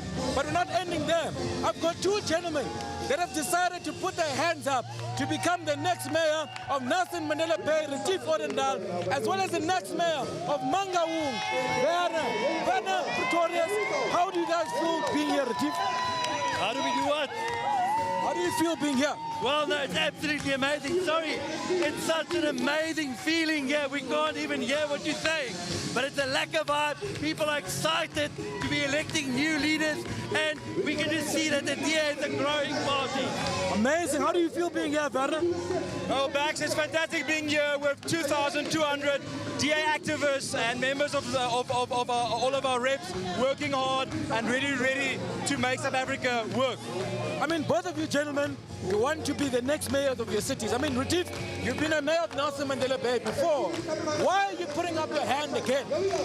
Well, I think we've seen that our city is broken, and we deserve better governance. We deserve to get Nelson Mandela Bay working again. We've seen how people are leaving Nelson Mandela Bay and going to the Western Cape in search of opportunities. We can fix Nelson Mandela Bay. Ons kan Nelson Mandela Bay weer in die werk kry. Ons kan geleenthede vir ons mense daar skep sodat hulle daar bly en nie na die Weskaap toe gaan vir beter geleenthede nie. Yeah, Retief. Look, Werner, you have put your hand up to be the next mayor of Mangaung. I mean, Mangaung is extremely broken. Why would you want to put up your hand to be the mayor of Mangaung? Well, Bax, I think the city of Mangaung is a beautiful city with beautiful people. With the right government and local government, we can create a city of opportunity. We can get people into jobs. We can get people in a safe environment, and we can deliver the basic services to make Mangaung a city of opportunity and a city that works for the people of Mangaung. Indeed, we want a city that works. Retief, a lot of people will hear and say, look, we know the problems of Nelson Mandela Bay, but how do we get Nelson Mandela Bay working again? Well, I think first of all, we need to professionalize the administration, get the professionals back into the municipality. Our engineers, our town planners, our electricians, and our plumbers. The reality is that politicians in itself can't fix the municipality. They can just create an enabling environment. And in order to get our city working again, we need to professionalize the administration. Also, to ensure that we grow the economy. Businesses don't want to invest in a city that hasn't got a reliable supply of electricity and water. So it's very, very important that we invest in the right infrastructure. We can do it in Nelson Mandela Bay. There's a lot to be negative about when we talk about collapsing municipalities, but there's hope for the people of Nelson Mandela Bay because our city can be rescued. We've seen how our city still has cash reserves, how our city doesn't owe Eskom a cent. So we've got the ability to invest in infrastructure, but that window period is getting smaller. That's why we have to rescue Nelson Mandela Bay this year out of the hands of a corrupt and incompetent ANC-EFF government. That sounds like a solid plan to get Nelson Mandela Bay working again. Werner, how do we get Mangaung working after it's been broken for so many years? Well, I think, Bax, what is fantastic is the DA has a blueprint in municipalities across South Africa. We've got a blueprint. We've shown that it can be done. We have done it, and we can bring that blueprint of good governance, of clean, effective governance, zero tolerance to crime, zero tolerance to corruption, to the city of Mangaung, so that we can create a city of opportunities for all our people. So we will bring fit for purpose people to the city. We will bring that blueprint, and we will ensure the basics are there to attract investment and to get the city working for all the people. Amazing. I mean, gentlemen, you guys have solid plans for your own municipalities. What is the last parting shot and words you want to say to the people of home? Retief? Well, I just want to say that we've got an amazing city and it's worth fighting for. So let's unite behind the DA so that we can remove the ANC-EFF government from Nelson Mandela Bay and so that we can get our city working again. Lovely, Werner. Well, Bax, the short and the long is the city of Mangaung can work, but we need each and every DA voter to go and register and vote and come out and support the DA in the local government elections so that we can have a city that works for you. Well, there you have it. You've heard it from both our mayoral candidates, Werner Pretorius from Mangaung, who will be the next mayor of Mangaung, as well as Retief Odendaal, the next mayor of Nelson Mandela Bay. If you want to get Mangaung or Nelson Mandela Bay working again. You have to register to vote, otherwise you forfeit that right to make sure that we get your municipality working again. How do you do that? You go to check.da.org.za to make sure that you are registered correctly so that you can utilize your vote to vote in these two gentlemen so that we can get Mangaung and Nelson Mandela Bay working again. But you know what? It's not enough for tonight. It's not enough for today because I'm still highlighting more and more of our mayoral candidates. We've got a plan. We've got a plan to fix your municipality. More importantly, we have a plan to get South Africa working again. I'm now leaving you for the last time today. It was lovely spending the day with you. But I know Double T, Jonathan and Tikeledi are going to outline what's going to happen tomorrow. So have a good afternoon and cheers out. Back's not Tata. Even if you call me Back's alive, I'm still the Deputy Chief Whip, but your man on the ground this weekend.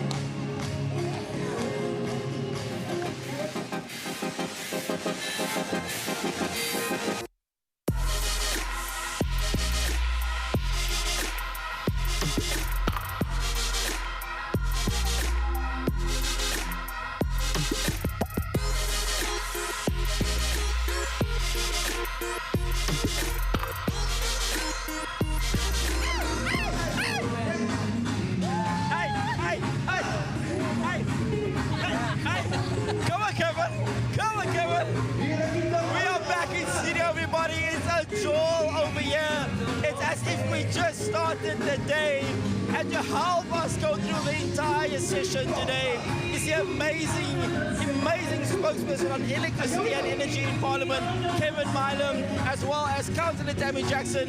Kevin, how are you feeling? The vibe is unreal here. It's so electric. I can't describe it. It's got us tapping our toes. Absolutely. Honestly, I'm so optimistic, Donovan. I mean, look at the crowd behind us right now. Everyone is optimistic, it's energetic, it's electric. This was day one of Congress, and if it's anything to go by, I cannot wait for day two. Come on. I mean, it's insane. And I mean, Kevin has had to do such an important task today, and that is to be the chairperson of the Amendments Committee. And I mean, what does that even mean for our viewers at home when it comes with such a big title of chairing the Amendments of Congress? Well, my job is to oversee the constitutional amendments and to make sure that they are submitted on time, that everybody in the party gets to review them, that they fit in with our constitution, that they are properly written, and then to present them to the Congress to decide whether or not this is what we want. And Kevin, what are some of the amendments that were considered today? Wow, we've had some really interesting ones today. So we considered a deputy leader. We looked at changing the period that Congress happens from 3 years to 5 years. Both of those were rejected. We amended many of our disciplinary processes. We looked at some of our voting processes. We looked at how branches hold their leadership accountable. So a lot of different aspects of how we govern ourselves. I mean, we've heard it here, but Tammy, you have been with us since the morning, and I mean, if today is anything to go by, what are you expecting tomorrow? Yeah, and so today, obviously, you know, hit it off on a good note, but tomorrow I think is the even more exciting part because we are voting on the leadership election, but we are also seeing the results of that leadership election, and I think everyone has had a good campaign thus far. Every candidate had an opportunity to present their manifesto and delegates could choose, and so tomorrow we get to see the outcome of that. But more importantly, I think it's really important to mention the fact that today ran so smoothly. This is the DA Blue machinery in all its glory. No fighting, no chairs flying around, no tables being thrown at anyone, unlike other political parties. Everything was done in a free and fair manner. People voted, and now we will wait for tomorrow, wait for the announcement of the leadership election, and make sure that as a party we unite behind that person. Absolutely. I mean, it's always smooth sailing voting with us. Yeah, eh? absolutely. Yeah. Kevin, we know countries have constitutions, we know organizations have constitutions, but why must a political party have a constitution? We have a constitution because we need rules. We need rules to govern how we operate. We need rules to decide how we elect our leaders. We need rules to decide how we hold our leaders accountable. We need rules to decide how we spend our money and how we go out and capture votes. That's why we have a constitution. Absolutely. And I mean, Kevin, you're the chairperson of the constitutional amendments, but what I need to ask you is what is the process that leads to those constitutional amendments? Because everybody saw us voting with our green cards and our red cards, but what is all the background, you know, all the stuff that happens that nobody gets to actually see to get us here? So it started in August last year. We put out a call for submissions. What do the members of the party, what do they want us to consider? So we put that call out. We gave them until the end of September to make submissions on constitutional amendments. Then we look at those and we say, well, some of these aren't constitutional amendments. Some of them are policy issues. Some of them are provincial rather than federal. So we send them to where they need to go. We then put up a website where we say, okay, you now have an opportunity to comment on these amendments or to write up alternative formulations. Maybe you don't like the wording. Give us an alternative formulation. So they send that to us. And then in February this year, we send all of those out to all the members of the party, to all the party structures, so that they can consider it before they get to Congress. That's in terms of the Constitution. Section 13.1 of our Constitution requires that we make that available at least 4 weeks prior to Congress. So we did that. About 2 weeks ago, we had a webinar where all the delegates to Congress were given an opportunity to debate those amendments. So now they had an opportunity to discuss and say, well, we agree with this, we don't agree with that, this is what we think, this is our opinion, etc. And then today, we actually voted. So there was no debate today. Today was about actually voting on those amendments. And they vote yes or no. But if I can just interject there, I think it's an important point to make around the culture inside the DA, where we actually debate things before decisions are being made. You know, in other political parties, we see a dictatorship culture where if a leader decides today he feels a certain way, he expects the members of the party to go in that direction. Whereas in the DA, we actually put forward our ideas, we discuss it and debate robustly, and then everyone gets an opportunity to actually vote on it. And contestation of ideas. Absolutely, a contestation. And I mean, in other ideas. political parties as well, they never finish Congress because they break into plenary and they've never seen some of these ideas, and they go and they debate it. And then they leave Congress without even concluding one thing except for voting for the leadership. But we actually come here to make critical decisions. So, I mean, Tammy, I want to come to you. You are a young councillor in the city of Cape Town. What makes you so proud to be part of this political party, and what is your message for every single young person watching this broadcast? So I've been a member of the DA since I was 19 years old, and that was my first Congress as well. And since then, I knew that I'm a liberal by heart, that I believe in the values and principles of the party. I then joined the branch, and what I love about the DA is the fact that it puts young people at the center of its decision-making. If you look at a lot of the, public reps within the DA, you can see that the DA has actually given a platform to so many youth to grow and hone their skills and their leadership capabilities. And I've been lucky enough to be part of the DA Young Leaders Program to that extent, and then to be given a seat in council as well. So I really hope that all the young people watching this Congress and tuning into this weekend's events will also consider the DA as their choice of party and actually make a conscious decision to support the DA at the next election. Tammy, I just want to come in on that. The DA's been running the Young Leaders program since 2007. Wow. I was one of the first young leaders. Wow. And so, so was Jordan Hill-Lewis, by the way. So was Solly Malatsi. Well, we were can see all the on the fruits same, now. in 2007, we were all on the same program. So the DA's been growing its own timber for years and years and years. And it really is exactly what you say. It's about giving young people an opportunity. I'm not so young anymore, but hey, we all had to start out somewhere. Hey, you fooled me there, Kevin. I mean, Kevin does look young. I mean, he looks like a movie star, He's Absolutely a great does. fox there. And he's got a movie star name, Kevin. That's a movie star name. It really is. So I mean, it also speaks to just how a lot of us all come from young leaders. And this is where you see the quality of the leadership in the DA. Everybody, from our candidates to our councillors, every single public representative, the majority of them have gone through the Young Leaders program. And it has also taught us a level of endurance and understanding what sacrifice is to the South African people. Absolutely.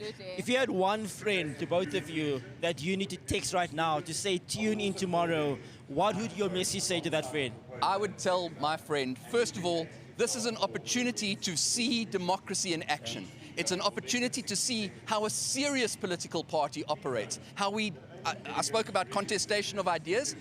That's what we do, but we don't throw chairs at each other. We don't knife each other. We have a debate and we argue and we convince our colleagues about how things should be. So I'd argue that. That's the first thing. The second thing that I'd say is this is an opportunity to see a transition in the DA. Tomorrow we're electing new leadership. It's young leadership. You look at the people that are standing. They are young, they are exciting, they're dynamic. It's a new era for the DA. We're getting a new federal leader and we're getting a new chairperson of Federal Council at the very least. So there's an exciting step change happening in the DA. This is your chance to watch it, to see it on YouTube and our various social media platforms. Watch it here. Quite frankly, I wouldn't even advise anyone to just tune in through the broadcast. I would advise you to just sign up as a member. Become a member today. You know, if you watch the DA's first day of the Federal Congress, you would see that this is a party that actually values democracy, that actually values the opinions of their members, and not just public representatives and the people that you see on television, but branch members and people who are actually the backbone of this organization, who make the work of the DA possible. So don't just tune into the broadcast, become a member of the DA and make sure that you register to vote so that we can elect the DA into every municipality across South Africa and get this country working again. I absolutely love that. Kevin, I mean, I want to just come back quickly to you again. This is the Congress where John has now, said he's no longer opening himself for leadership or for a new term. What is the legacy that you think he leaves behind in this party? Wow. So there's a lot of legacies that have been left behind, but I think the one that stands out for me is opportunity. We've become a party where opportunity is embedded in our culture, where everybody who wants to try and do better for themselves, who wants to succeed, can step forward and say, yes, I'm ready to do it, and they have that space to do that. So that would for me be the one big legacy. And I mean, Donovan, also, let's be honest, John said he is going to help the DA push the ANC under 50%. Come on. He delivered on that. And he wasn't a prophet, by the way. Yes. He's not even a prophet. No, he's not even a prophet. So he's definitely not spraying us with doom or misleading the South African public. And on top of that, he then gave us an opportunity to be part of the government of national unity, where we have ministers and deputy ministers. We wouldn't have thought about that, but it's his vision as a leader to just deliver us to the finish line and see ourselves and the potential we can do. We all know that ANC ministers are complaining that DA ministers are outshining them, but we are showing that where the DA governs, South Africa works. Absolutely. As a young Democrat, the legacy John leaves behind for you? Again, it's the GNU, but also as someone who loves to delve into the world of social media, I love the fact that John was the first leader of the party to introduce a new way of doing digital media. You know, Coronacast started with him, and now the DA is doing far more sophisticated media operations that you do not see in any other organization. So that is something that I value a lot. But also, John has played a massive role in helping to develop new and upcoming leaders in the party. And earlier on, so many names were given on stage by one of the speakers. And I think that is one of the legacies he leaves behind. A good leader is someone who knows how to sharpen other leaders. Absolutely. Well, we are now going back to the stage where we'll be unpacking the resolutions over the next 2 days, today as the first day and tomorrow as well. So over to the stage over there.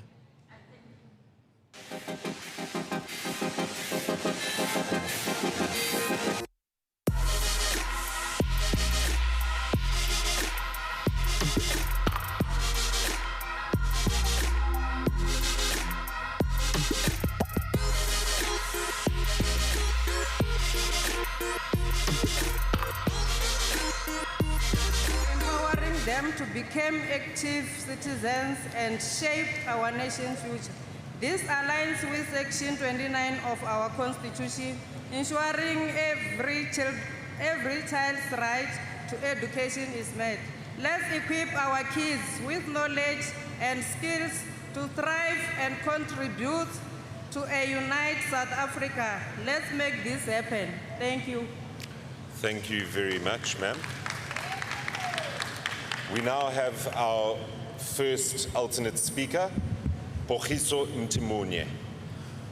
Thank you, Chair. I won't go into the merits of the proposal. It's there. I want to encourage delegates to apply their own minds, their own thinking, and their own concentration to what is being proposed. Not what is being summarized, but what is being proposed. And I want them to ask themselves the following question. Do they believe as delegates that teaching governance and public participation in schools will improve voter participation in real life and economic success of their children? And if they believe so, they should support this recommendation. If they don't, they should not support this recommendation. But I want delegates to think for themselves about this and make their own call. Thank you, Chair. Thank you very much, Pogiso. Francina Selemela. Good day, everyone. Critical thinking and civil engagement. Civil engagement can encourage critical thinking, helping learners analyze issues, making informed decisions, and participate in the democratic process. Understanding the Constitution and governance, learners can understand their Constitution, institution, and governance structures, promoting a sense of ownership and responsibility. Thank you. Thank you very much, ma'am. Mqedi Matambeka. Thank you so much, Chair. I'd like to believe that there are already some levels of civic education that are given in basic education, in life orientation and social sciences as well. This resolution does have the right idea. However, I believe that our basic education system is not really ready yet, because our teachers in basic education are not really trained, and this would only open up our kids to some sort of indoctrination. So I'll leave that to Congress. Thank you so much. Thank you very much. We now have the response by the proposer, Catherine Nkuna. Thank you. I don't have much. As the first speaker said, he will leave it to the delegates. Thank you. Thank you very much, ma'am. We have now concluded the speakers list for this particular resolution, and we will now proceed to voting. Delegates, please hold up your green card to vote yes, and hold up your red card to vote no. Please vote now.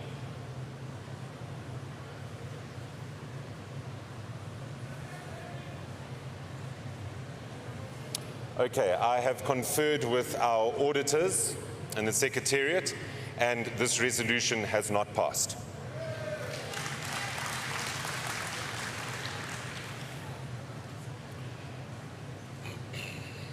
Okay, colleagues, we are now going to ask that the proposer, seconder, and additional speakers for Resolution 3 please make their way to the microphone. And we are then going to begin discussing new resolution number 2, which is entitled Promoting Fair Employment Opportunities for Workers Over 35. And this can be found on page 117 of the Congress booklet. Can I please ask the following individuals now to come speak? And we are going to start off with our proposer, who is Eunice Mukesani. You have 90 seconds, ma'am. Thank you. Over 35 and overlooked, the DA must address the employment age limit. I'm passionate about this resolution because workers over 35 bring experience, skills, and dedication to the table, yet many face age-based barriers. This resolution promotes fairness, equality, and inclusivity, aligning with South African Constitution and labor laws. Let's tap into this valuable resource, reduce unemployment, and build stronger economy. Let's ensure workers over 35 get opportunities they deserve. Let's make fair employment a reality. Thank you. Thank you very much, ma'am. We now move over to the seconder, Catherine Nkuna.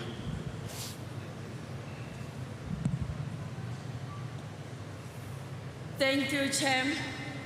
I rise to support this crucial resolution on promoting fair employment opportunities for workers over 35. With South Africa high employment rates, it's vital we address ageism in the workplace. This resolution aligns with our Constitution, Section 9 on equality and labor laws, promoting fair treatment. By supporting this, we ensure experienced workers get fair, shot benefiting our economy and society. Let us promote inclusivity and fairness. Let us push equal opportunity for all ages. Thank you. Thank you very much, ma'am. I then have Gilbert Monanyana, who is not present for this particular, there he is. We always err on the side of inclusion in our party. Good afternoon, colleagues. I suggest it's very important we submit this amendment on the basis that we have youth unemployment. When they not have access to employment, they become over the age of 35, which still makes it very difficult and limit them to access. So we need to speak about inclusivity in society. This is speaking not about young people, but all people, because people need to be able to feed the livelihood, their families and everything. So I plead with Congress, please support this motion so we create access to jobs, job security, and health security in our families. Amandla. Thank you very much, Gilbert. JP Smith. Thank you, Chairperson. Federal Congress and Council are opportunities to be part of a liberal debate and a reminder of our values. This resolution gave me pause for thought, as just like many administrations across South Africa, the City of Cape Town sets the age of 35 as a cutoff for entry-level recruitment in some departments. Yet when I go on patrol with neighborhood watches across the city, it's often people in their 40s, 50s and older who are keeping the community safe. Their expertise, energy and commitment is in no way diminished by their age. In fact, it's often greater as they're at a stage in their lives when they have families to look after, not just in terms of earning an income, but in terms of having arrived at a point where they understand that if they do not step up, no one else will.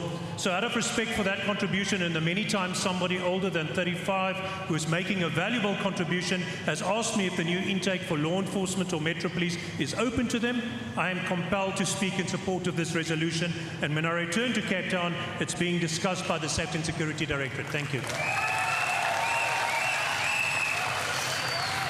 Thank you very much, JP. Duncan Mtembu. Thank you so much, Chair. Firstly, I would like to support this resolution. As a party, we believe in open opportunities for all in society. This includes people who are over the age of 35.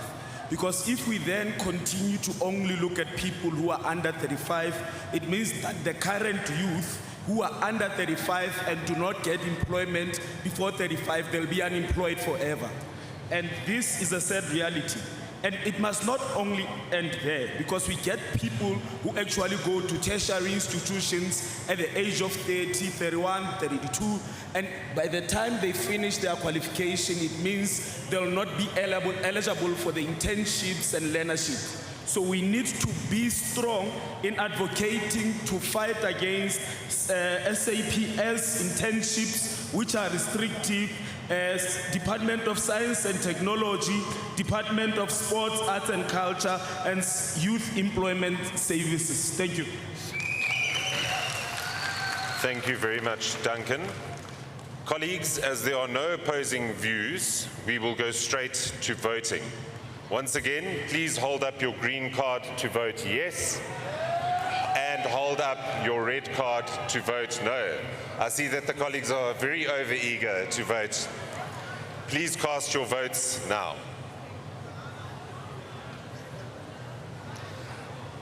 I think it's clear that the yeses have it. Resolution 2 passes successfully.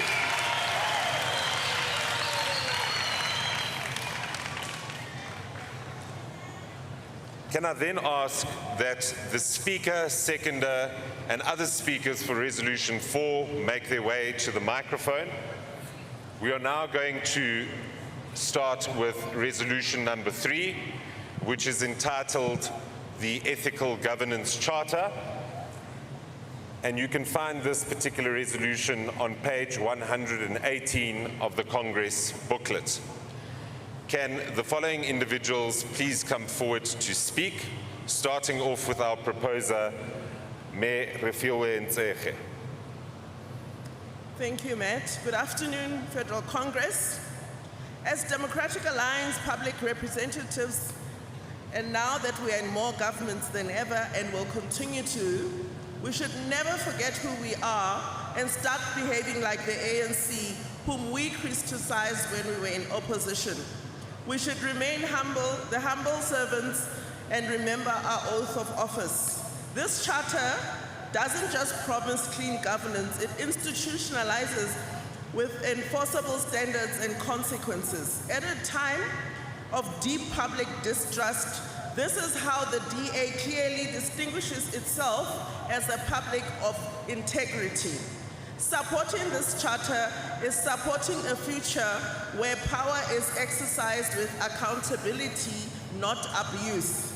This is the DA difference. This charter in detail unpacks our values of how we should be in government and in opposition, and I therefore urge all delegates to support this charter. I thank you. Thank you very much, Refiwe. We now move over to the seconder, Yakuta Blanche. Thank you, Chair. Chair, this charter will remind us of values and what we as DA public reps is. We as DA public reps is ethical leadership, and the charter will be ensuring that we not abusing our power, but work for our community what we're supposed to do. Thank you. Thank you very much, Yaku. We now have our alternative speakers, Francina Selemela. The Democratic Alliance is found on the belief that the public office is scarce trust. The Charter affirms the DA community to clean, transparent, and accountable governance in the space of the government. It established the binding ethics principles and operational standards to ensure that the DA public representative for councillors, members of the provincial legislatures, to members of parliament, serve with integrity, fairness, and compliance with the constitutions of the Republic of South Africa. Thank you, ma'am. Your time has expired. We then have Nicholas Nyati. Thank you very much, Matt. Power does not have an ability to corrupt. Power has an ability to expose who and what you are. The African National Congress when they started, said they want to liberate South Africans. Once they tasted power, power exposed who they are. When it exposed who they are, we saw them eating tenders that were meant to contribute towards uplifting South Africans. When someone challenged them from eating those tenders, we saw them killing each other. When they stopped killing each other, we saw them buying conferences so that they can stay in leadership. This ethical governance charter is to avoid that. To say no matter what happens in the DA, we will never eat people's tenders and we will never kill each other to stay with blue lights. Thank you very much, Nicholas. We then have Luazi Jakalase, who is not present. We will then go back to the proposer, Refilwe Nseke, to respond for 60 seconds. Thank you, Matt. I think I just want to appreciate all the input and once again reiterate to all Congress delegates that this charter unpacks our values on how we basically interpret them and how we should behave in government. So once again, I urge all Congress delegates to support this charter. I thank you. Thank you very much, Refilwe. Colleagues, we will now proceed to voting. Once again, hold up your green card to vote yes, and hold up your red card to vote no. Please cast your votes. Passed. Colleagues, Resolution 3 has passed.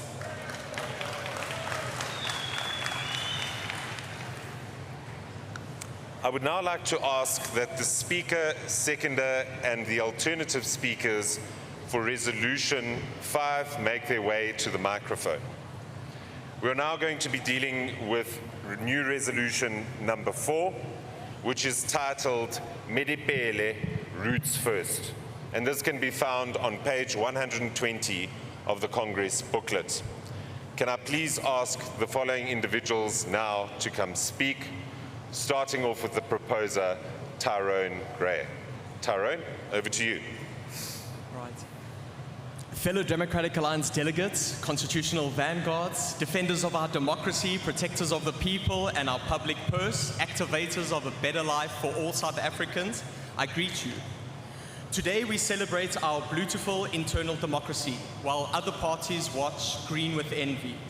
As we celebrate our vibrant diversity, we honor our branches built via dedicated, determined, diligent, disciplined activists, day in, day out, street to street, door to door, ward to ward, city to city, across all provinces of our entire country. Wire, wire. A forest grows from the grassroots up. Roots first, not from the canopy down. Skyscrapers reach their heights on the strength of their foundations. Houses aren't built with the roof first, we begin from the ground up. The branch is formed and functions before the seat is won. Branches predate the position because parties contest elections before seats are allocated, and therefore branches are a foundational priority and a prerequisite to building trust. People vote for who they trust. We have seen the negative consequences of parachutism, from harebrained mashups without action to silly sing, silly song, look who's gone. It is through commitment, compassion, and integrity that dependability is built. You care for what you create, you are loyal to what you build. Let us build our party from the grassroots up. Yalibocha.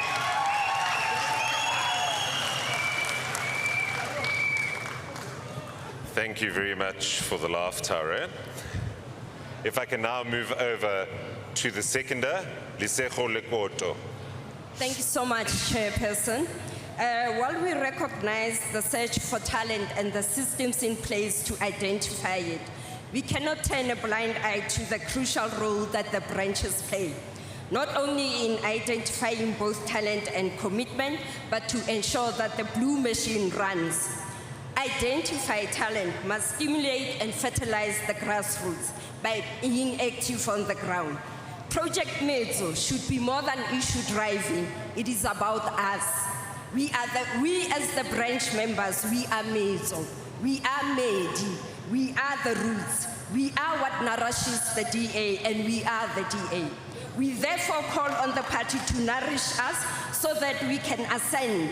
We don't want to be parachuted into positions. We want to learn and we want to end those positions. Therefore, build us up, don't parachute us in. I call on delegates to support. Thank you very much, Lesego. We now have our first alternate speaker, Fana Nkosi. Thanks, Chair. Mine is simple. The second actually took my weight, but I rise in support of this resolution. The DA does not lack talented members. We just need to nurture those talents.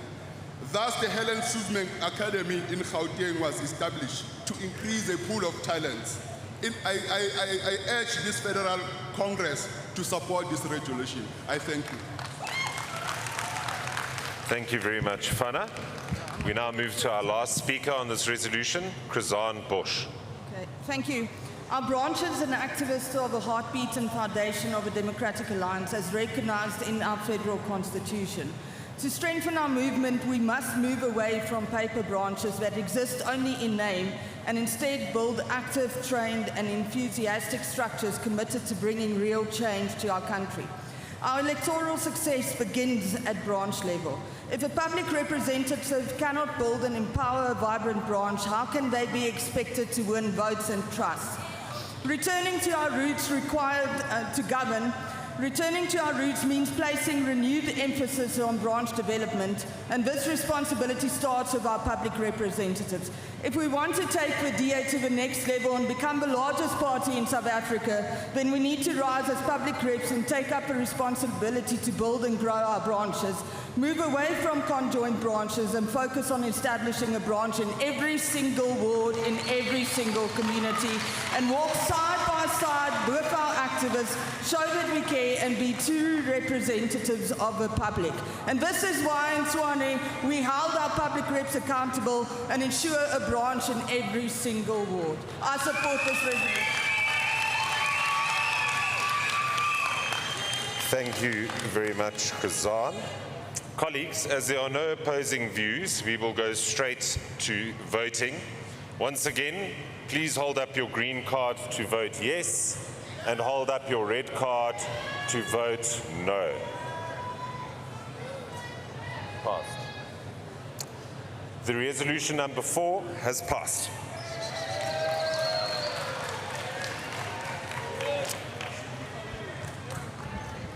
Can I please ask the proposer, seconder and alternate speakers for resolution 6 to make their way to the microphone so long, whilst we deal with resolution number 5 entitled Addressing the Impacts of Online Gambling, which can be found in page 121 of the Congress booklet.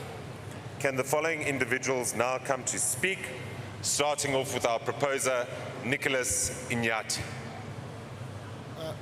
Thank you, Matt. This one is a very personal one to me.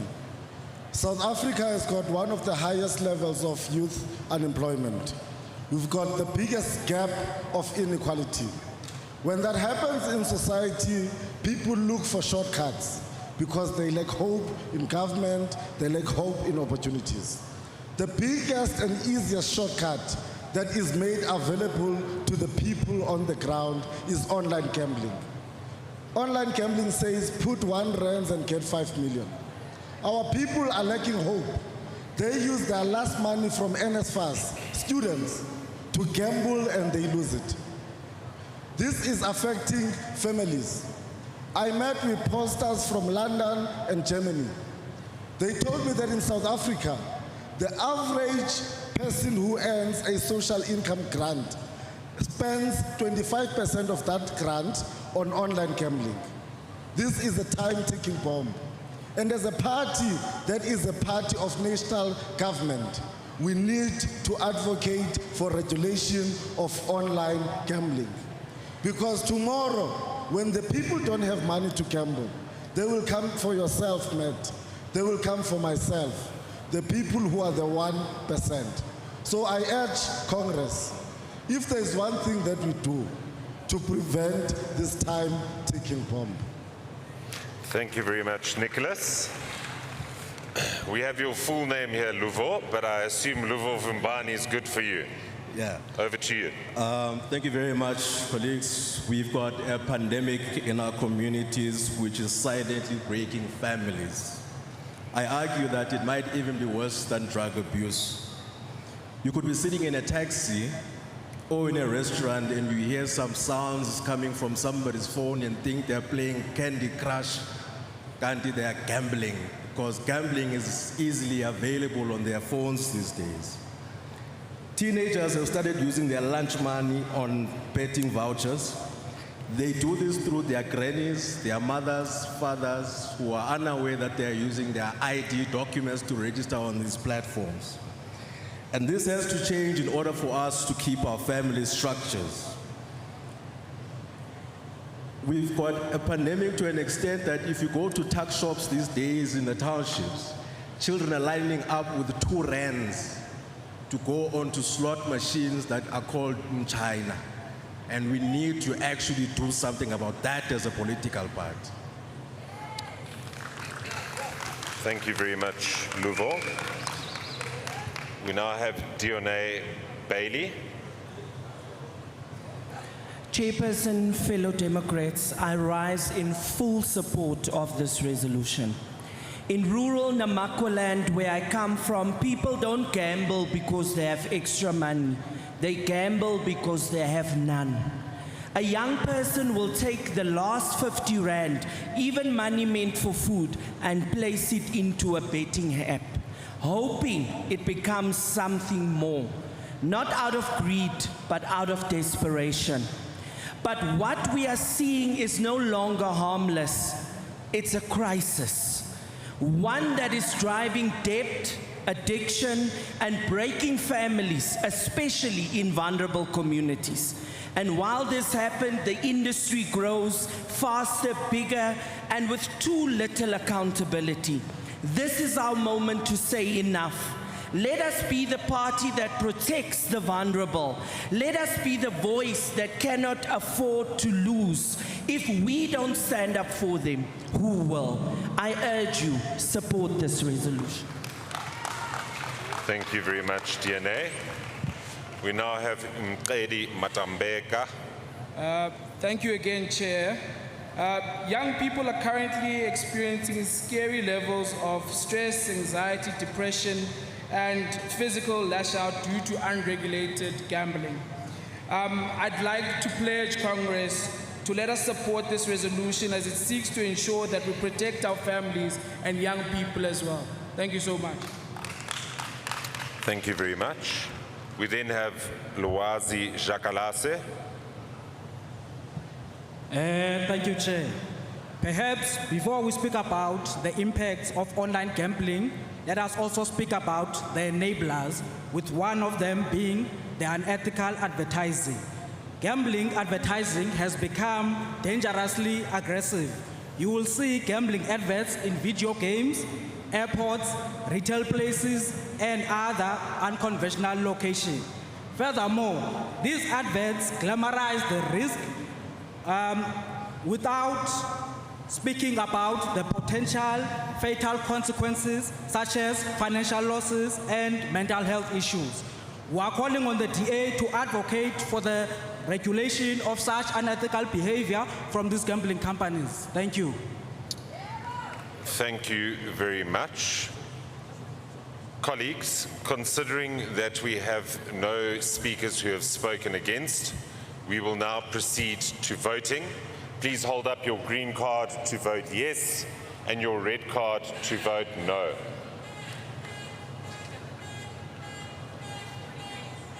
Resolution number 5 has passed.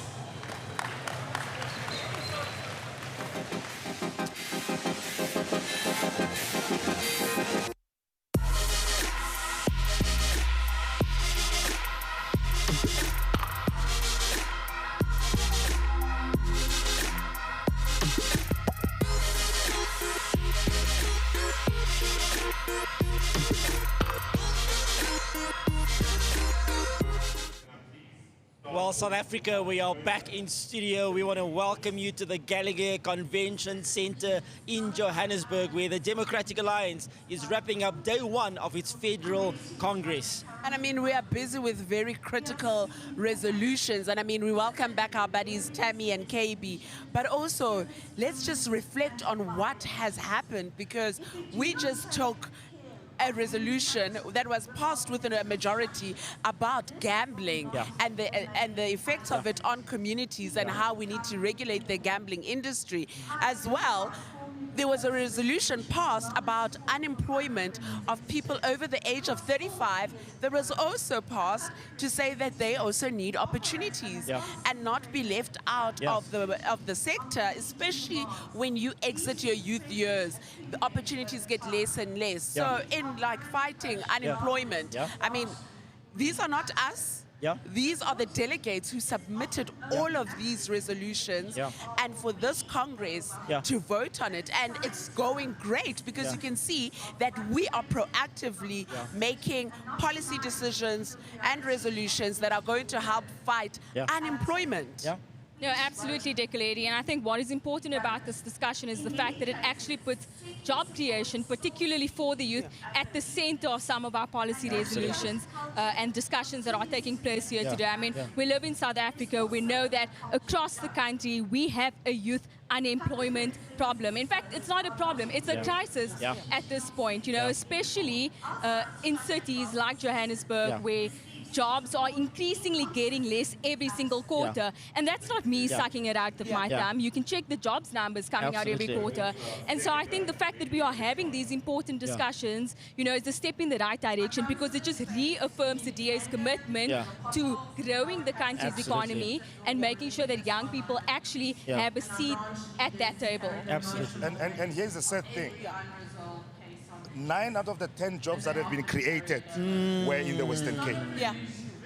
In the Eastern Cape, our expanded unemployment is at 51%. Wow. It means we've got more people out of jobs than we actually have people who are working. We lost 71,000 jobs in just the previous year, and 31,000 of those were in the last quarter. So this resolution and many of these resolutions are talking about the impact of our economic policies, the impact of some of these policies that they have in households.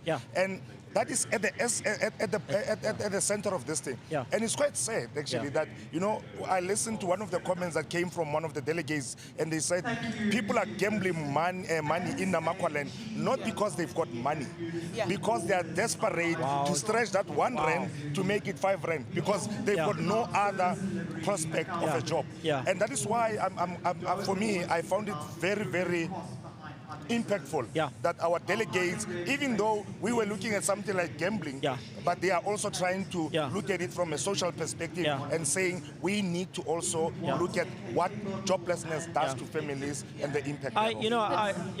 I mean, KB, if I may just come in right there, I think it's very important that KB mentioned such a critical statistics that 9 out of 10 jobs in South Africa is being created in the Western Cape province.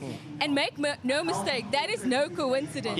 It is not a coincidence that 9 out of 10 jobs is created in the Western Cape. That is the case because the Western Cape is run by a DA government. You know, if you look at the quarterly labor stats and the numbers that come out every quarter, you will see that over, 280,000 jobs have recently been created in the space of 3 months. That is in one province alone. So the question that South Africans need to ask themselves is, why are other provinces an exception to this, and why is it only taking place in the Western Cape? Well, the answer is quite simple. It's because the residents of the Western Cape have chosen a government that is competent, that doesn't allow cadre deployment in their departments, and that actually makes the environment conducive for businesses and the private sector to come in and invest so that jobs can be created. I mean, I can't add anything to that. That is exactly our message to you, South Africa, to get South Africa working. And what an afternoon it has been here at the DA Federal Congress 2026, from big ideas to powerful speeches to even well-deserved awards, members and activists.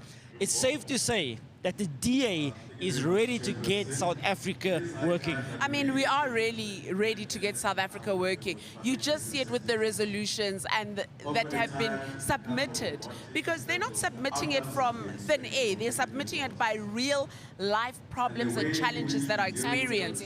But also, if 9 out of 10 jobs are being created in the Western Cape, it means that every single other province is in crisis. It means that every other municipality outside of the Western Cape is a disaster. And I mean, unemployment is also affected by the lack of service delivery, because no business can thrive to create those jobs. And I mean, we are here trying to make South Africa work, but we can't do it without you at home. And this is why it's so important to also go out, register, and check your registration status by going to check.da.org.za. But also, to get more involved for our viewers at home, please also go to donate.da.org.za. Absolutely. We'll be back tomorrow with more action, more insight, and maybe even more surprises. But from now, from all of us over here, thank you for watching, and please continue sharing. Goodbye.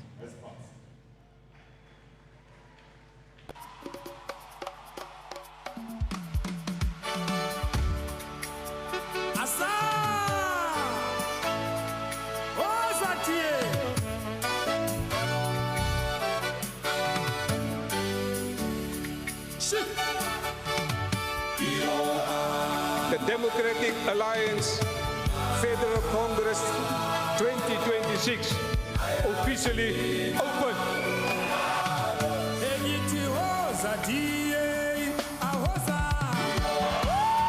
Listen, listen. Thank you.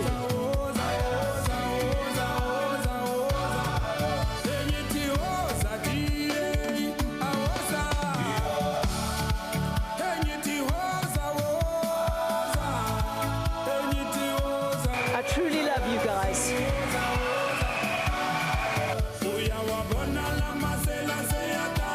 Bambini, dear, Bambini. God bless South Africa. God bless the DA.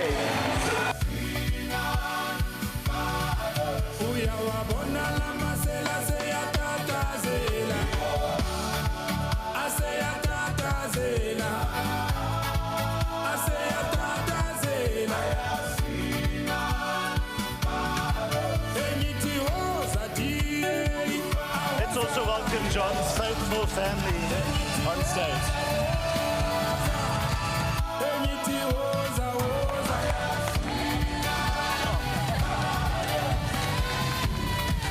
Somebody scream! Make some